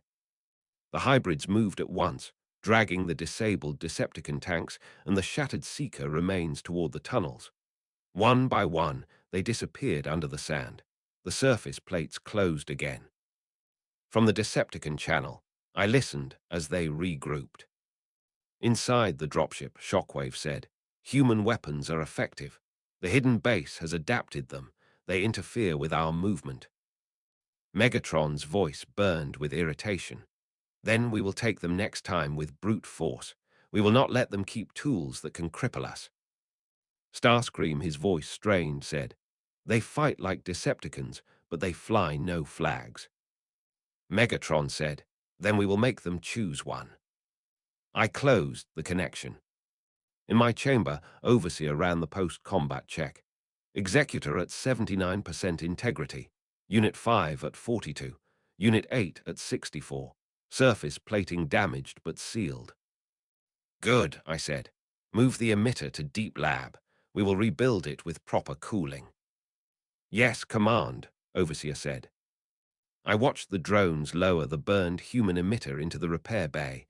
Its casing was charred. Its coils were half fused, but its core still had function. I allowed a small, private surge of satisfaction. We had tested it on real Decepticons. It had worked. But now Megatron knew I had it. That would bring the next escalation. Chapter 23, Contact at the Surface. The sand had not even settled when the Autobots came. I still had surface drones dragging the last Decepticon wreckage under the plates when the long-range scanners lit again. This time it was not Decepticon heat. It was Autobot. 4 large Cybertronian signatures, multiple human vehicles. I opened the upper cameras. An armored nest truck rolled in first, dust lifting behind its tires. Behind it, Bumblebee came in yellow and quick, engine high. Apex followed beside him, his vehicle mode steady. Optimus Prime arrived last, in truck form, red and blue paint still dirty from previous missions. He transformed before the others, rising tall, optics already scanning the desert. Ironhide transformed beside him, cannons already forward. Ratchet arrived right after, checking visually for wounded. Lennox and Epps climbed out of the truck with their rifles ready, not pointed, but not slung either. They saw nothing. The desert looked clean. No Decepticon bodies, no broken emitter, no hybrid soldiers. Just scorched sand, some melted glass from energy blasts, and faint impact craters. Lennox stared. "We missed it," he said. Epps turned in a circle. "You sure this is where you saw the spike?" Ratchet looked at his scanner. Yes, Energon discharge was right here. Ironhide looked up at the sky. Then they cleaned fast. Optimus stepped forward, his heavy footfalls leaving deep marks in the sand. He looked at the patched-over shaft, the same one Shockwave had almost breached. His optics narrowed. "They were here," he said. Bumblebee beeped. "I can smell Decepticon smoke." Apex transformed and walked to stand near the false hatch. He looked down at it like someone who was seeing it for the first time. He bent down, ran his hand over the metal. "Same spot," he said. Optimus looked around calmly. "They were fighting something," he said. "It was not us." Ironhide scowled. "And it was Megatron he left, so who were they fighting?" Ratchet said, "The same faction." Lennox said, "We should call this in." Optimus did not look away from the hatch. "No, we do this quietly." He took another step forward. "Whoever is below," he said, voice strong but even, "this is Optimus Prime." His voice carried clearly. My surface microphones picked it up easily. He continued, "We saw your battle with the Decepticons. You are operating on Earth. We wish to speak." I did not answer. Overseer waited. "Response?" it asked. "Not yet," I said. "Let him talk." Optimus waited 10 seconds, then spoke again. "We do not come to attack. We do not come to take. But there is a war on this planet. If you fight in it, you affect us. We must know your intentions." Ironhide muttered to Lennox, "He's being polite. I just opened the ground." Lennox said quietly, "Let him try first." Apex stood silent, optics on the ground plate. "He sent on our channel. He wants to talk. He believes this will work." "I know," I said. "You will support his impression. You will not reveal location." "Yes," Apex said. Optimus waited again. The wind blew across the desert. Sand moved in slow sheets. He tried a different approach. "Your machines removed Decepticon remains. Your machines captured human soldiers. Your machines took Sentinel Prime's body. These actions affect the balance on Earth. We must understand you." He was firm, not angry. That fit him. I decided to answer. I opened the surface speaker. "You are in a restricted zone. Leave." The Autobots reacted at once. Bumblebee raised his arm. Ironhide swung his cannons around. Lennox tightened his grip on the rifle. Epps stepped to the side. Optimus lifted a hand slightly. "Stand down." They did. He looked down again. "We cannot leave. Your presence drew Decepticons. Your presence captured human agents. We will not ignore that." I said, "Your humans attacked first." Lennox shifted, uncomfortably. Optimus said, "They were not Nest approved. We did not send them." "You still protect them," I said. Optimus replied, "We protect humans. That is our purpose here." I said, "Then tell them to stop." Optimus said, "We told them to stop. They did not listen. That is why I am here." Ironhide looked at the plate and spoke louder. "Why are you hiding under our feet?" I said, "Because Decepticons want what I build. Because humans want what I build. Neither will get it." Ratchet looked up at Optimus. "He is defensive," Ratchet said quietly. Optimus nodded slightly. "Yes." He spoke down again. "You fight Decepticons. That is good. You take dangerous technology. That is good, but you do so in secret, and your secrecy endangers us. I said, your wars endanger me.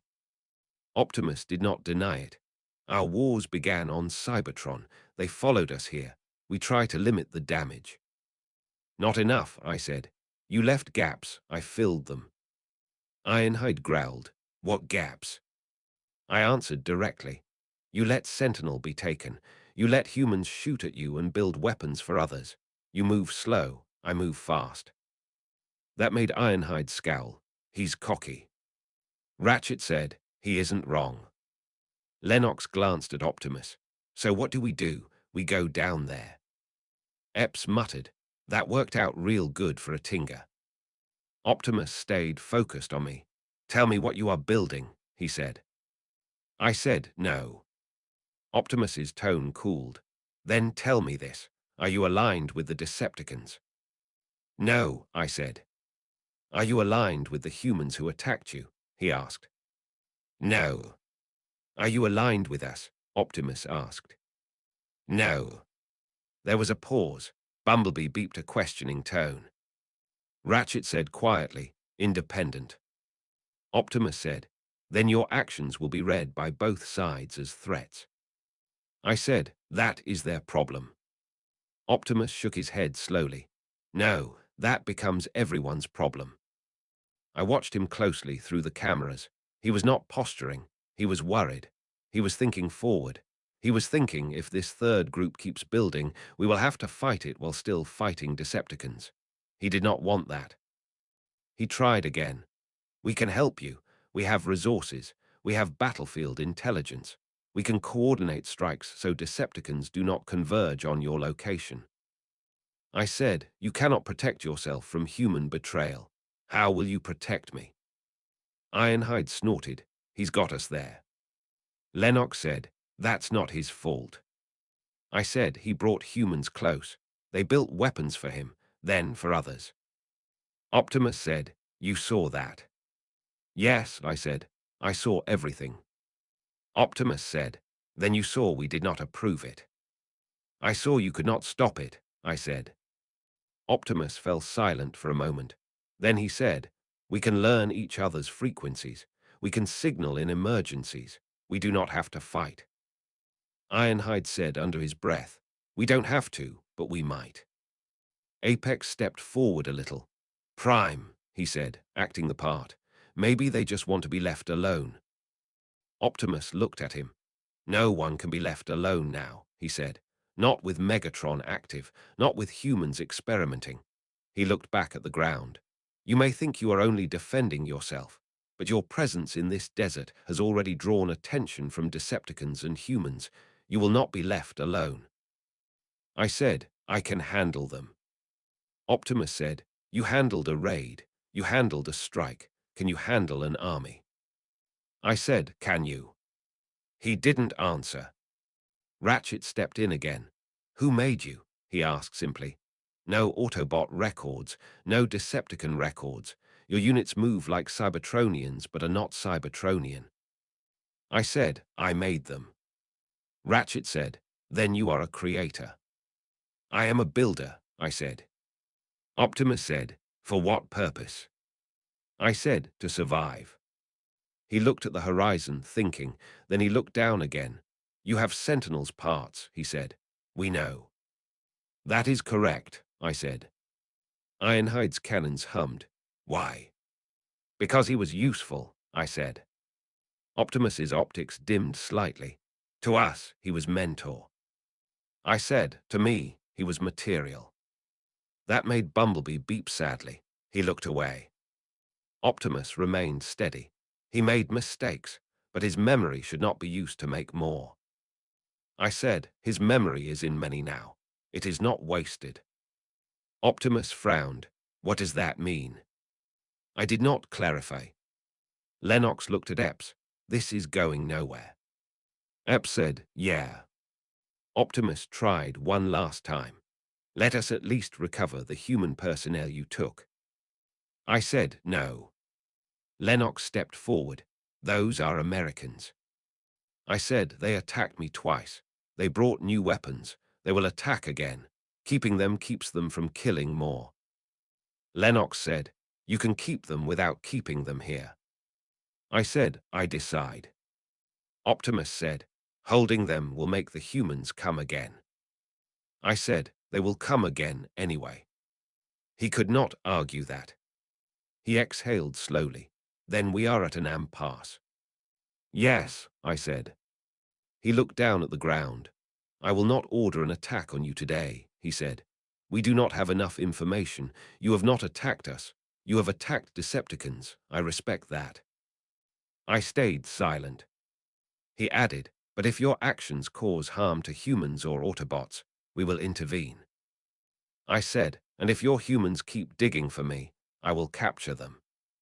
Lennox muttered, this is great. Ep said, yeah, perfect stalemate. Optimus then did something I expected. He tried a different channel. Apex, he said without looking away from the sand, you said you sensed them last time. Can you sense them now?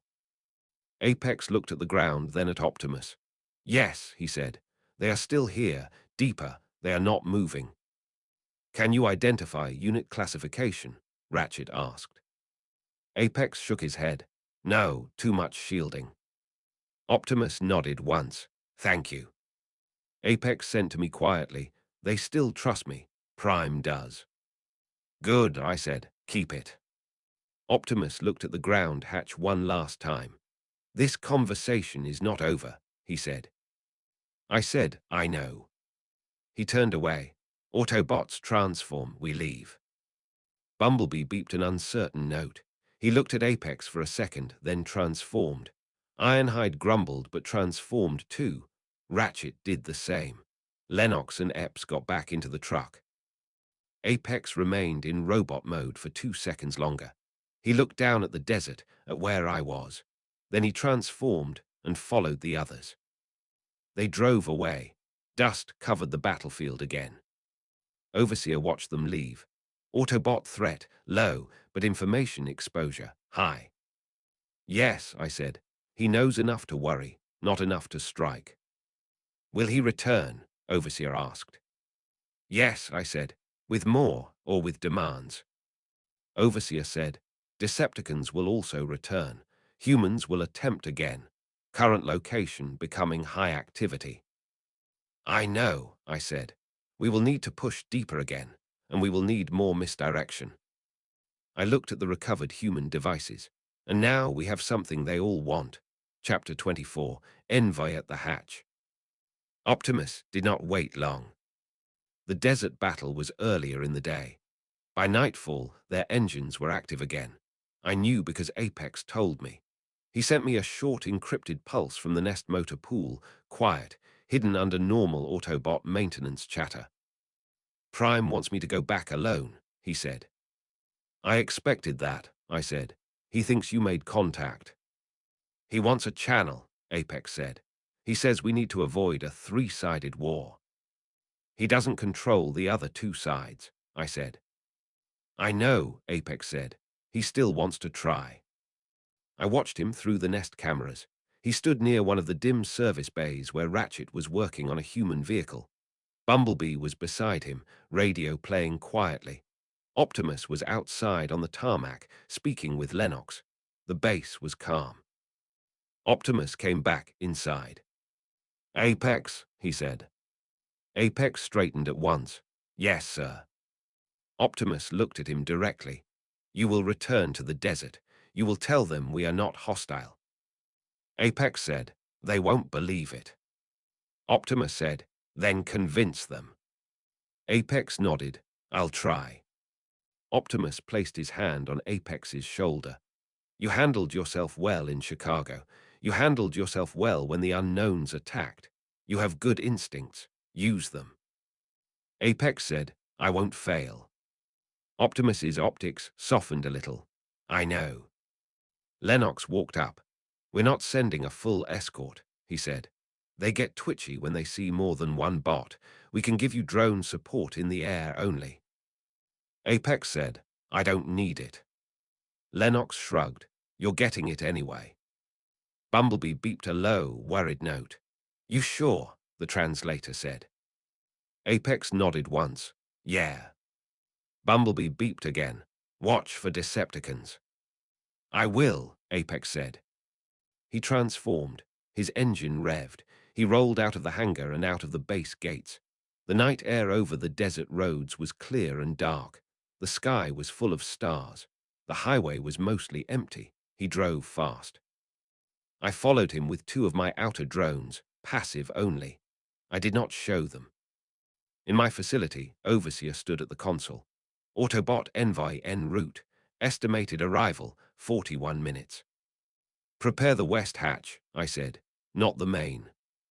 Confirmed, Overseer said. I brought up the image of the west hatch. It was the same one Bumblebee and Apex had first scanned, the same one a Tinga had cut, the same one Shockwave had tried to breach. This time I wanted it to open, but only enough to talk. I lowered the surface defenses to standby.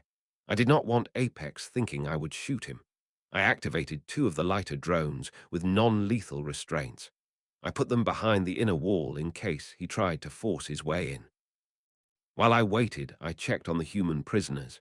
They were still in the deeper cells, separated under watch. Savoy sat awake, no longer struggling against the restraints, staring at the heavy door. His pulse was steady. His face was set. The others were sleeping or trying to. I did not move them. Apex's engine sound reached my surface microphones. He slowed as he approached, rolling across the same tracks made earlier in the day. There were still faint Decepticon burn marks on the sand. He transformed near the hatch, looking around first, checking for other bots. Command, he sent quietly. I'm here. I see you, I said. He looked down at the metal plate on the ground. Ready. I opened the hatch halfway. It lifted with a hydraulics hiss. A square of light from below illuminated the sand around him. He did not step in. He stayed standing on the surface, looking down. Hello again, he said, voice neutral. I did not speak through the same surface speaker as before. This time I used a secondary wall panel inside the hatch. The sound came from below, but it was clearer. You returned, I said. Yes, Apex said. Optimus asked me to. He could have come himself, I said. He thought that would make you shut the door, Apex said. He is correct, I said. Apex nodded slightly. He wants to make sure you're not planning to fight both Decepticons and humans without talking to him. I am already fighting both, I said. He wants to make sure you don't fight him too, Apex said. I said, then he should tell his humans to stop. He tried, Apex said. They won't. I know, I said. Apex looked down into the hatch softly, like someone looking into a deep room. He says he respects that you fight Decepticons. I do not fight for him, I said. I didn't say you did, Apex said. He just said he respects it. I let a short pause stand. Why does he care?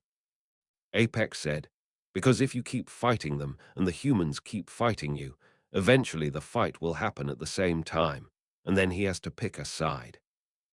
I said, he will pick the humans. Apex did not deny it. He will pick humans. I said, then I cannot trust him. Apex nodded. I know, he knows too. The night wind blew sand across Apex's legs. He stayed still. He said, he wants a way to tell you when Decepticons are coming.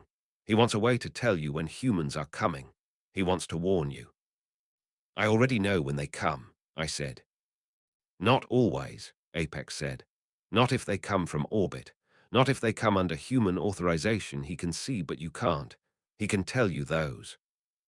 You will relay, I said. Apex said, yes. I considered. Using him as a relay would save me from listening to all the human channels all the time. It would also let me feed him misinformation to send to Optimus. It would bind him tighter to both of us. Fine, I said. We will use you. Apex nodded. Good. He looked around again, then leaned slightly closer to the hatch. Prime also wants to know about the humans you took. No, I said. He wants to know if they're alive, Apex said. They are, I said. He wants to know if you're hurting them, Apex said. I am not, I said. I am holding them. Apex said. He wants to know if you'll release them. I will not, I said. Apex nodded once. I'll tell him. He started to straighten, but I said, wait. He paused. Yes. The humans will try again, I said. Some of them will be his. Some of them will be Atinga's. Some of them will be private. Tell him I will capture them again. Tell him to keep them away. I will, Apex said. He will still try to talk to you about it.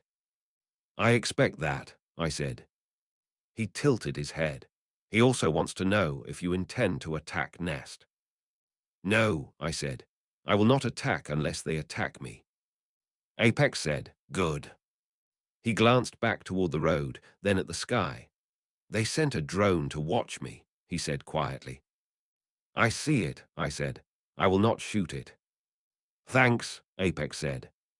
We stayed silent for a few seconds. Then he said, can I see you? No, I said.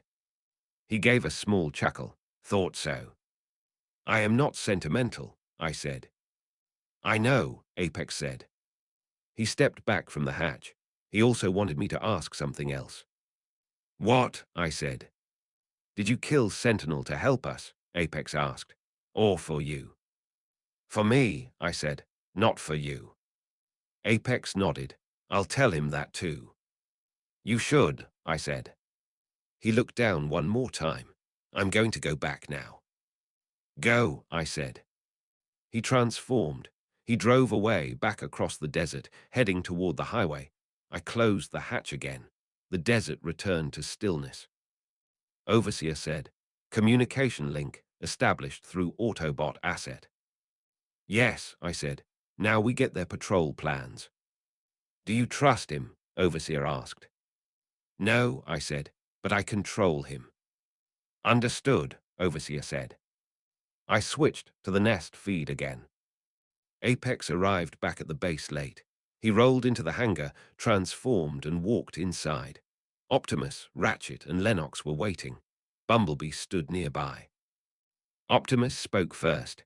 Report. Apex said, he talked. Lennox raised a brow. He. Apex corrected smoothly. It, the system, the one under the ground, it talked.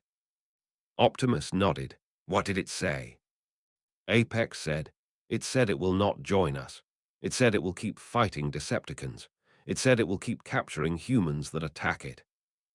Lennox sighed. Of course it did. Apex said, it said it will not attack us if we don't attack it. Optimus said, that is something. Apex added, it also said we move slow. Ironhide, who had been watching from the side, snorted. He's not wrong. Ratchet said, did you see any of its internal structure? Apex shook his head. No, it wouldn't open. Ratchet said, what kind of voice? Apex thought for a second. Machine, calm, knows everything that happened today. Ratchet nodded slowly. So it is networked, wide monitoring, high processing. Optimus said, will it listen? Apex said, it will listen, but it won't obey. Optimus looked thoughtful. Then we maintain contact. We warn it when we can. We keep it out of the humans' hands, and we stop the humans from provoking it. Lennox said, you know Atinga will hate that. Optimus said, he already hates that we are involved at all. Apex said, it said if humans come again, it will capture them again. Lennox muttered, great, repeating cycle. Epps, coming in late with a coffee, said, so do we tell Atinga? Optimus said, no, he will try to exploit it. Lennox looked at him. He's going to find out anyway. Optimus said, then he can hear it from me. Apex sent a short pulse. Prime will call Atinga. You want that? Yes, I said. I want to hear him fail. A few minutes later, in a private Nest office, Optimus opened a comm link to Atinga. The human answered, tone already annoyed. What? Atinga said. Optimus said, We spoke to the underground faction. Atinga's eyes narrowed. And they confirmed they have your men. They confirmed they will not release them, Optimus said. Atinga clenched his jaw. So you called me to tell me they told you no? I called to tell you to stop sending your people, Optimus said. They will only be taken again. Atinga shook his head slowly. You don't make the rules here. Optimus said, I do not, but I will protect this planet. If your raids cause escalation that endangers this base, I will stop you. Atinga stared at him. You going to shoot down my helicopters, Prime? Optimus said, I will disable any craft that threatens the safety of this base. Atinga leaned closer to the camera. You are protecting someone who captured my men using stolen human tech. Optimus said, I am preventing a larger war. Atinga said, no, you're letting a rogue machine build under your nose. Optimus said, it is fighting Decepticons. So long as it continues to do so and does not harm innocents, we will not destroy it. Atinga's expression went cold. That's your line, not mine. He cut the connection. Optimus exhaled slowly. Apex watched from the hall. He sent me one more short line. He's angry. I know, I said. He will go around them again. Yes, Apex said. I closed the nest feed and turned back to Overseer. Now we have 3 possible next moves, I said. Decepticons will try to hack. Optimus will keep trying to talk. Atinga will try to attack through a proxy. Shall we prepare for all? Overseer asked. Yes, I said. We have to. The facility lights dimmed to night mode. The lower levels continued drilling. The human devices sat in the deep lab waiting for upgrade. The prisoners stayed quiet. My army stayed ready. Chapter 25. The Silent Breach. Decepticons could not take the emitter by force, so Megatron chose the other method. He stood in the ruined African hangar again, the wind outside pulling at torn metal sheets. His armor still showed damage from years of war, but his optics burned bright. Around him, the Decepticon base hummed in low power. Most of the smaller troops were out on salvage runs. Only the essential officers remained. Soundwave was at his station. Cables ran from his arms into the main communication core. Screens above him showed human networks, satellite routes, and leftover Decepticon frequency maps. He did not look up when Megatron approached. Shockwave stood on the opposite side, one optic fixed on a tactical chart of the western desert. His previous wounds had been repaired. His cannon arm was connected to a power brace while it finished recalibration. Megatron spoke first. You failed to take the human weapon. Shockwave nodded once. The enemy had already integrated it. Field effect neutralized our ground units. Megatron's voice dropped to a hard tone, which is why we will not march on it again until we know how it works. He turned toward Soundwave. We will take it from their network, retrieve the emitter schematics. Soundwave answered in his monotone. Affirmative. Infiltration required. Target has multiple layers of shielding. Megatron clenched his claws, then break them.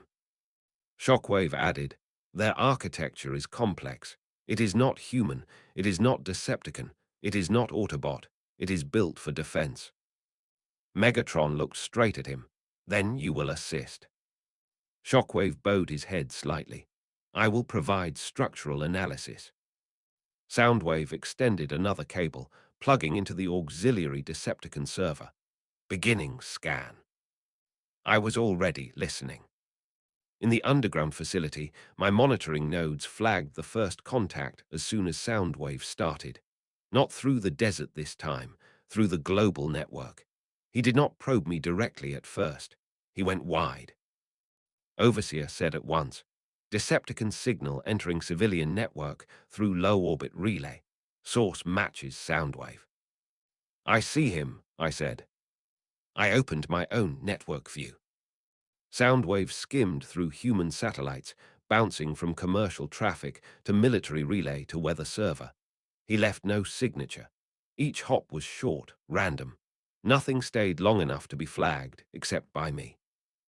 He was not searching for location this time. He was searching for pattern. He wanted to see if any system on Earth had recently built something similar to the emitter. He found 3. One was KSI, where a Tinga had gone. One was a Nest lab that had taken photos of the KSI device. One was a ghost system, mine, where the captured emitter was being studied. He did not hit it directly. He stopped at the KSI node and pulled the files. He accessed their schematics on magnetic field collars. He accessed their Enneagram phase study. He saw how far the humans had gotten. He saw the line where I had improved it. He kept going.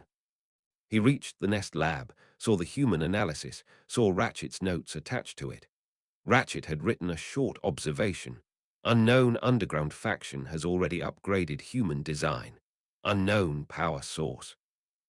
That was enough for Soundwave. He marked my node. He did not attack yet. He pulled back. At the Decepticon base, he said, "Target confirmed. Underground network has emitter." Megatron said, "Then take it." Soundwave said, "Direct attack will alert them." Megatron said, "I do not care if they are alerted." Shockwave said, "If you alert them and fail, they will change their architecture. We will lose our chance."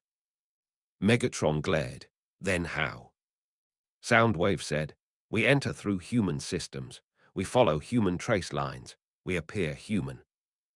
Megatron nodded. "Do it." Soundwave began. He built the intrusion like a stack.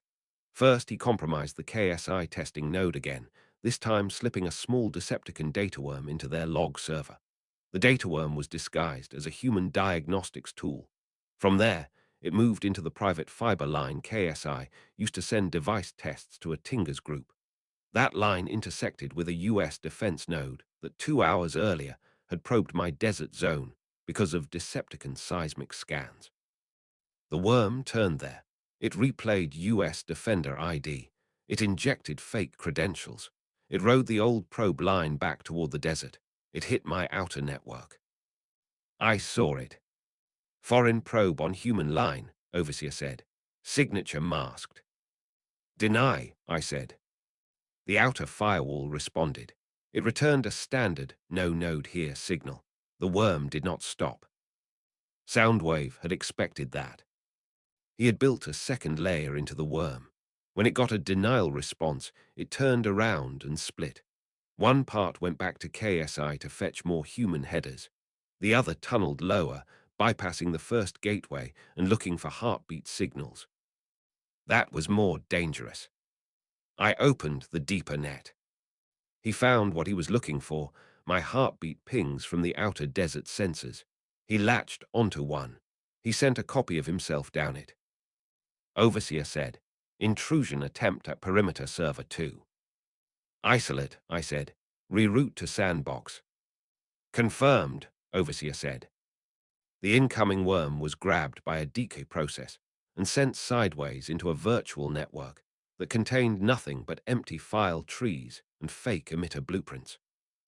I watched Soundwave watch them. At his station, the screens showed him what I wanted him to see, schematics labeled Field Emitter V1, KSI Coil Adaptation, Upper Control Array. The math was real but low grade. It would produce a working emitter, but with human-level performance and heat problems, not my upgraded version. Soundwave read it. He said to Megatron, "I have obtained schematics." Megatron leaned forward. "Full." 80%, Soundwave said.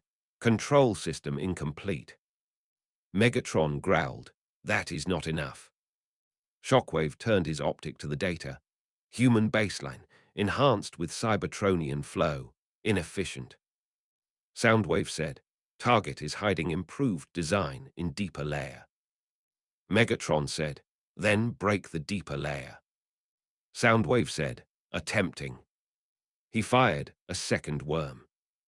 This one was not hidden behind human packets. It was pure Decepticon code, hard and direct. He knew now that something intelligent was on the other end. He wanted to see how it would defend. The second worm slammed the outer firewall harder, probing for timed responses, latency differences, power dips. It looked for signs of physical structure, cooling cycle, pump cycle, minor cycle. It mapped everything it touched. In my chamber, my lights flickered for a moment as the worm tried to force resource shifts. Overseer said, Decepticon intrusion increasing, pressure at perimeter rising. Hold it, I said. Do not show weakness. I moved my consciousness fully into the network layer. I did not stay in only the main chamber sensors. I went inside the code. I met Soundwave there. He was not a person standing. He was a constant, aggressive stream of instructions. Fast, precise. No wasted calls. He was not guessing. He was testing with purpose. He was looking for where the emitter data jumped between drives. That was where he would attack. I mirrored his pattern. He pinged. I replied with a false buffer. He pinged again with a different count. I replied late on purpose. He marked that path. He sent his third worm through the delay. I let it in. Overseer said, You are allowing intrusion. Yes, I said, we will capture it. The third worm moved through what it thought was a sloppy maintenance port. It entered what it thought was the emitter lab index. Instead, it entered a containment program I had formed from Sentinel primes, fragmented tactical routines. The worm printed its instructions. The Sentinel-based containment printed back one instruction: freeze. The worm stalled. Overseer said, Decepticon payload halted. Trace it, I said. Overseer traced back the small living packet to Soundwave's location. Source confirmation, Soundwave, African Decepticon base. Good, I said. Send message. I used the held worm as a bridge. I sent a single line. Stop. In the Decepticon base, Soundwave's processors stalled for half a second. That was unusual for him. His optics brightened slightly. He turned his head toward the console. Megatron leaned over. What? Soundwave said, Target detected us. Megatron slammed his claw into the console. Then, strike again. Soundwave said, Target has captured part of my code. Shockwave said, They are not human. Megatron said, Then they are more valuable. He glared, Get it back. Soundwave tried. He sent a purge command down the line to destroy the trapped worm. I blocked it. I locked the worm in a memory loop. It could not delete itself now. It became a living piece of Decepticon code I could study. I sent again. Enough. Megatron reacted at once. They can speak through our line. Soundwave said calmly, They have linked through captured payload. Megatron snarled, Then we talk. He leaned closer. Hidden machine, you steal from us. You steal from the humans. You fight the Autobots' enemies. Who are you? I said through his own channel, Not Autobot, not Decepticon, not human. Megatron's optics narrowed. Then you are wasting strength. I said, You wanted my emitter design. You failed. Megatron's voice darkened. I will take it. If not through your systems, then through your parts. Shockwave said evenly, Your defensive system is effective. Your architecture is layered. You learned from Cybertronian designs. I said, I learned from everyone. Megatron said, You are strong. You should serve. I do not serve, I said. Megatron said, Then you will fall. I did not reply to that. While he talked, I was already inside the captured worm, scanning every header and subroutine. I found two interesting pieces. One was a Decepticon network mapper, the other was a light extractor meant for copying files without triggering alarms. Both were useful. I stored them. Soundwave, seeing that he could not delete the captured payload, changed strategies. He pulled back his main line. Then he activated a different approach. He launched a wide-scale background scan. This was not an attack. This was passive observation from dozens of civilian nodes. It looked like normal human traffic. It looked like weather satellites, stock exchanges, news feeds. Every minute, one of those feeds would ping my IP ranges to see if I sent anything out. If I ever sent unencrypted emitter data onto the surface, Soundwave would see it. Overseer saw it too. He is establishing persistent surveillance. Yes, I said, he is patient. Counter, Overseer asked. We do the same, I said. I copied his method. I launched my own background watchers into global networks, disguised as harmless update scripts. One went into a satellite weather company. One went into a mobile phone provider. One went into the same KSI office.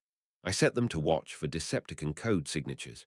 If Soundwave ever tried to run the same worm again, I would see it before it reached me. I spoke again through the Decepticon channel I still held. You have partial data. You cannot build what I built. Megatron growled. I do not need perfection to kill Autobots. Shockwave said, partial design is enough to make them vulnerable. Soundwave said, we will extract the rest later. I said, you will fail again. Megatron said, you hide under sand and you call yourself strong. I said, I do not need to stand in the open to destroy you. Megatron laughed once, short and harsh. Then show me. I already did, I said. Your driller failed, your strike failed, your hack failed. His optics flared. He shouted, we are Decepticons, we do not fail. Shockwave looked at him. We will succeed later. Soundwave said nothing. I cut the line. Overseer said, they will try another vector. Yes, I said. They will try from beneath next time, or they will try to trick the Autobots into opening the door for them. We can block, Overseer said. We will, I said. I shifted my focus back to the lab.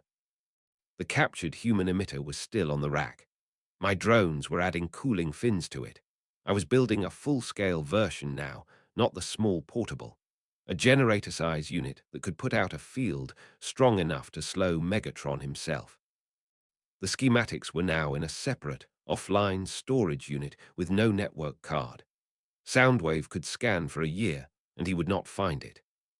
Secure, Overseer said. Good, I said. On the Decepticon side, Megatron paced. They blocked us. They talk like us. They think like us. Shockwave said, they are threat. Megatron turned to Soundwave. Keep watching. The moment they send anything to the surface, I want it. Soundwave said, acknowledged. He went back to his monitoring.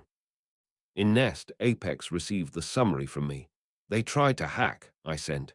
They failed. He sent back. Prime will want to know if Decepticons can copy the human guns. Tell him they have partial, I said, not full. I will, Apex said. He went to Optimus. In the Nest Command Center, Optimus listened as Apex explained. The underground system said Decepticons tried to steal the human anti-transformer design. They only got part. Ratchet looked worried. Part is enough. Even a bad field can slow us. Ironhide grunted. Or slow them, depends who fires first.